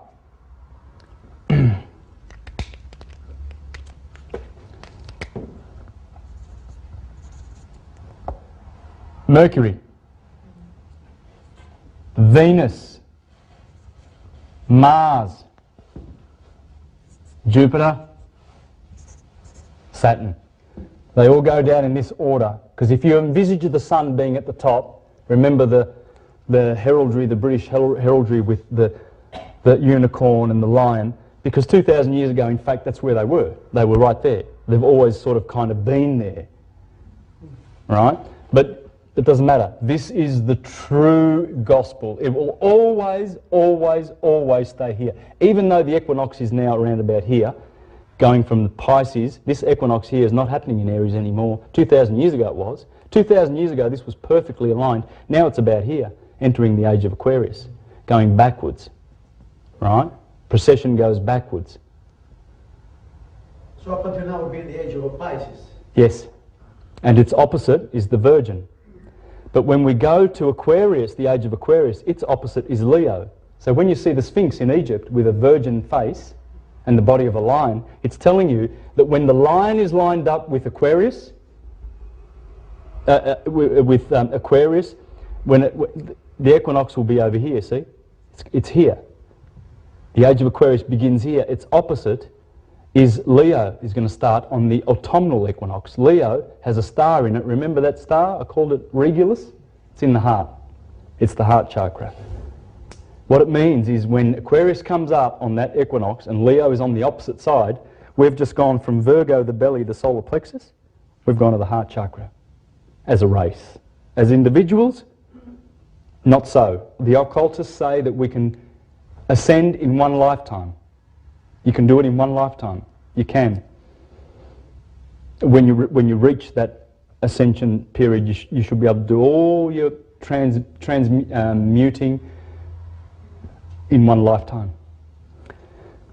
Now, so the rulers go, so in order of Mercury, Venus, Mars, Jupiter and Saturn, that's how the rulers go. These are the ancient rulers. We now have Pluto over here, we now have Uranus over here, don't we, and Neptune over here, right? They are the next octave. Because those planets could not be seen with the physical eye, they weren't included in the 7 Elohim in the Bible that says, let us make man in our image. Because it is because of the planets that we have the form that we have. We could never appear like this molecularly if those planets weren't rotating around at super astronomical speeds. And they're all doing different patterns. And when they go around and they do retrograde, they do circles in the sky. And they do all these beautiful patterns. I'll show you some of these patterns. They're just amazing. Come over later and after the talk and have a look at these. These are all the planets and all the shapes that they cause. There's Venus. There's the little petal, the 5-star petal of Venus. That is Venus and the Earth. They're the patterns that they make every, whatever, year or whatever. These diagrams. From some nice little occult books. But they're the patterns. Those patterns are keeping us in the shape that we have. How's that like? Just with that. How's the connection between? Oh, that's a long one. But I can go into that. If we can get past the basic stuff and I'm invited back one day, I can go into the deeper stuff. Or we can do, you know, I need a whole Saturday or Sunday to get into all of these intricate things in and out to answer all the questions that people have and everything. I'm really not doing it much. I get irritated actually when I only have 2 or 3 hours to do this. It's impossible. But you're getting it, I see. I feel that you guys are keeping up, right? Yeah. All right. Now, why is it that every time you go through these holy dates in the liturgical Catholic year, you find some unusual stuff? How about this? On the 15th of August, we have the Ascension of Mary. Ooh. Okay. June 21st, July 21st, August 21st, 15th would be around about here. Why would the Virgin ascend? Well, if you know your astronomy, if you know these wheels, you know that on the 15th of August every year, Mary does ascend. Virgo hides behind the sun because the sun has started to go into the sign of Virgo and you can't see it. Well, September the 8th, somewhere around here, is the Nativity. So you've got August 15th, the Ascension of Mary, and over here you have on the 8th of September, about a month later, it actually, that 8th in the Julian calendar, it corresponds to the 21st of September, the Nativity of the Virgin, because she's born again. The sun has now passed through Virgo, and you look in the east in the morning and you'll see Virgo. Finally, it's the 8th of September. And you think, oh, that's just a code. All right. Jesus, the birthday of Jesus, the 25th. We know from the Bible that John the Baptist was 6 months older. Remember Mary went over to visit Elizabeth and the baby, John the Baptist, because the Messiah was in the womb of Mary. Remember that? Well, so we know for a fact that John the Baptist was 6 months older, right? Well, when will John the Baptist's birthday be? Well, it has to be up here. It's the 24th of June. In the Bible, John the Baptist says, the one coming will go on increasing and I shall go on decreasing, because they represent the solstice. Jesus increases. John the Baptist's birthday is one of decrease. San Giovanni Battista. Now, would you like more of these dates? I can give you 100. Let's go. Let's do some of these dates and then we can move on. But this is fun, isn't it? Okay, John the Baptist. When does John the Baptist get beheaded? Well, John the Baptist, we already remember that was the baptizer. When does he get beheaded? He gets beheaded by Leo, his opposite, because this is the house of the sun, this is the detriment of the sun, this is the exaltation of the sun, this is the fall of the sun. Now, how about that? In astrology, every planet has its ruling house, its detriment, its fall, and its exaltation. Let's study the sun. The sun rules here. Duh, it has to be, because it's midsummer, the dog days. That has to be fixed fire. That's got to be cardinal fire, beginning fire, fixed fire, ending fire. Look when the fire ends. These are the 3 fire signs. Have a look at the cycle with your physics eye. Fire starts here, the sun cycle, that's the fire, fixed fire. There's the sun ruling. Opposite is Saturn in his ruling house. His detriment is that house. The sun's detriment is that house. The sun's exaltation is Aries because it exalts. Comes up here and it exalts. It's exalted. This is the fall of the sun. This is the exaltation of Saturn. This is the fall of Saturn. Those 2 planets, the sun and Saturn, are doing exactly the same thing, the opposite. Because he's the master of hot, he's the master of cool. Saturn's cold. And Saturn kills Jesus. We know that on the 21st of December because he takes over, he's killed. There's no fire here in this quadrant. There's no fire here. There's only fire here, here and here. So the sun is the hero. Hero is Herod, Herod the Great. Herod kills John the Baptist, has him beheaded. How would he do that? Has anyone got an idea? Well, let's have a look. Whenever that goes off, that's fine. Don't worry. There's Leo, Herod the Great, and he kills John the Baptist on, what is that magnificent day? Let's have a look at that. We've got 29th of August. Because the 29th of August, when Leo comes up, there's John the Baptist, heads down, he goes down below the horizon. King Herod kills John the Baptist, Aquarius, every year.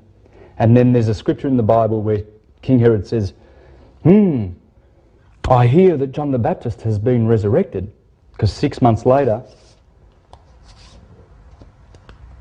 he has to fear that this guy's going to kill him and send him down to hell. That's what it means. That's what it means. The transfiguration of Jesus. Remember, he was taken to the Holy Mount and he was transfigured, and there was Moses and Elijah, and the Apostle Peter goes, oh, I'll make a tent for you. How's that, God? Jesus? And he says, no. And the sun was transfigured, and it said he became like the shining sun. Interesting. What day would that be? Now, when would you put the hottest day of the year? In the northern hemisphere or the south? Well, take a guess. When would the transfiguration... in the northern hemisphere. This is all northern hemisphere technology. Because remember, the reason is because when the sun passes that equinox, the cycle begins. It doesn't matter where you are on the earth. 15 hours. The 25th. Beautiful, close. But remember, that's the nativity. We can't put it there. Okay. Let's try. What would? Well, here's. I'll tell you, and then I'll explain. It's the 6th of August. 6th of August. Right in the middle. Because let me show you how astrology works. Astrology works. Cancer begins on the 21st of June. Therefore, August would begin somewhere around here. The first days of August, from 1 to 10, are pure. They are right here. They are not contaminated by the neighbouring signs.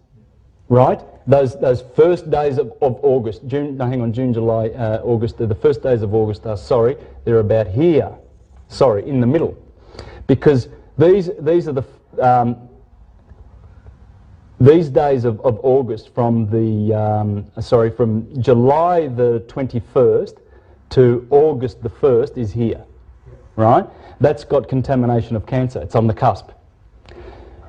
All people who have single-digit numbers in their star sign, from 1 to 10, are pure. They have no neighbouring contamination. So the 6th would be the 6th of virtually the 6th month. It's the middle. The transfiguration. It is not coincidental. 25th of March, what's that? Does anyone know? That's when Gabriel says to Mary, you will conceive a son. It's in the calendar. It's right there in the calendar. And don't they, if you're thinking, you go, hang on a minute. So if he's conceived here, Gabriel says, Mary, you will conceive a son, and the birthday of the son is here, there must be 9 months from there to there. And there is. But have a look at this. The conception that happens there, always on the 25th of March, it's a very, very holy day, corresponds with the womb. All of this corresponds with the womb. These are the 6 months of gestation of the child. Here at Pentecost, 50 days after this, is embryo becomes fetus. Conception, embryo becomes fetus. Here we have the 3 Jewish festivals. I'm going to show you where they are. All right, the 3 pilgrimage festivals. Here, here, and here. Ooh, I wonder why. Equinox, equinox, and this 50 days here of Pentecost is 50. It takes 49 days for the embryo to become a fetus. Here, in the Virgin, which is the belly, is when the baby drops. The baby drops, the fall, winter, spring, summer, that's the fall, autumn. The baby drops to be born. That is the cycle of the male and the feminine cycle. There it is. And those 3 pilgrimage festivals of the Jews are there. Guess what they call this day? Judgment Day. This is Rosh Hashanah. Rosh Hashanah? The Jewish festival? See you guys. Thank you, yes. They call this, here is Judgment Day. This is the Festival of Booths, the Festival of Tabernacles. It's also called Rosh Hashanah, which means the head of the year, because this is the first day of the Jewish secular year. This is the first day of the Jewish sacred year. Their sacred year begins here on March the 21st. Their secular year begins here, so they call this Rosh Hashanah, meaning the head, because this is the head of the new year. And they call it Judgment Day because this is the judgment of the grapes. Because when the grapes are squashed, you know, in the Bible it says, I will squeeze them in the winepress of my anger. That's the sun and its fury, saying that I will squeeze those grapes and I will give mankind my blood.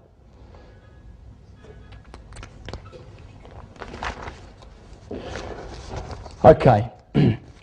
Now, why did I say that these 3 wheels will teach you about astrology? Because as we remembered before, the sun is a child here, young boy, a man, mature, a man with a walking stick, and a dead man where the Grim Reaper is, where Saturn is.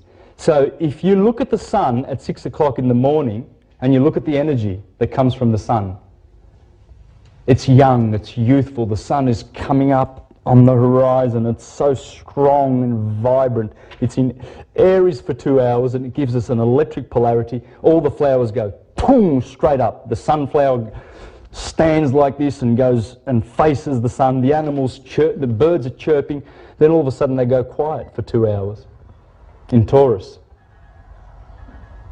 But in spring also the blossom. This is the blossom. This is the whole month of March and Aprile, remember, open. This is the Sakura season. This is and May Day is here too. Remember May Day? We just talked about that. And I'll show you some more dates that are very, very, very scary and how the Illuminati actually respect. Oh, by the way, the Illuminati was founded on May the 1st. Remember I told you about Osama bin Laden, Hitler, the royal wedding, the beatification of the Pope, and all these things that conspire to happen. It's not by coincidence, guys, and I'm going to show you that. April the 19th over here. April the 19th over here. That's called the day. That day is called the day of sacrifice by fire. Let me tell you some things that happened on April the 19th, April the 20th in history. You'll remember these. They only happened in the last decade. 1993, Waco. 99 people died. April the 19th. Because you're in Aries. You do your killing here. Yes, and it's the last day of Aries. April 19th, 1995. Oklahoma City bombing. 187 people dead. Exact same day, 2 years later. April 20th, 1999, Columbine Massacre, 13 people dead. April 20th, 2010, BHP Horizon explosion, spill in the Caribbean, 11 people dead. This is the day when you do your killing. March the 20th, the eve, is when you start your wars, because you go into Aries. That's when in 2003, when George Bush began the Gulf War, and he finished it exactly 6 weeks later on May Day. And they famously call it the 6-week war. And all the stupid people that go, oh, the 6-week war where we brought democracy to these bastard lands. They're calling it the 6 weeks war because they worship the magnetic dark energy of Saturn. They are Satanists. Saturn is Satan. They don't follow some spirit creature who's gone rotten. They follow this religion that uses magnetic power instead of electric power, and they use the darkness of it. Libya. We went into Libya this year. What was the date? 20th of March. Over here in Scorpio, when the sun goes through the equator, this is when the stock market crashes happen. 19th of October, because it's Scorpio. So you've got to understand the way they think, guys. This is the bull market. The bull market, right? And this is the bear market. That's the bear. So that's why the bear market happens here. It's opposite the bull. Now please watch this. On October the 19th, 1929, Black Friday. No, sorry. Let me correct this. That was March. It was October the 24th. Okay, I've got two dates, but it doesn't matter because two of them happened here. The three greatest stock market crashes in history happened, two on this date, one on that date. Why? 19th is the last day of Libra, and the sun hands over to Scorpio to bite the sun. That's when you crash markets. 1929, October, Thursday the 24th. That was Black Thursday or Black Friday in Europe. Black Monday, Monday, 19th of October, 1987, when stock markets all around the world crashed. 2008, 20 years to the day, on October the 19th, stock markets crashed. If you want to kill someone on the 22nd of November, i.e. JFK, you do it on the 22nd of November. That's when, remember I told you that the sun is passing, there's the Milky Way, goes through Taurus and Gemini, Scorpio and Sagittarius. That's when they killed JFK on a very, very powerful astrological day.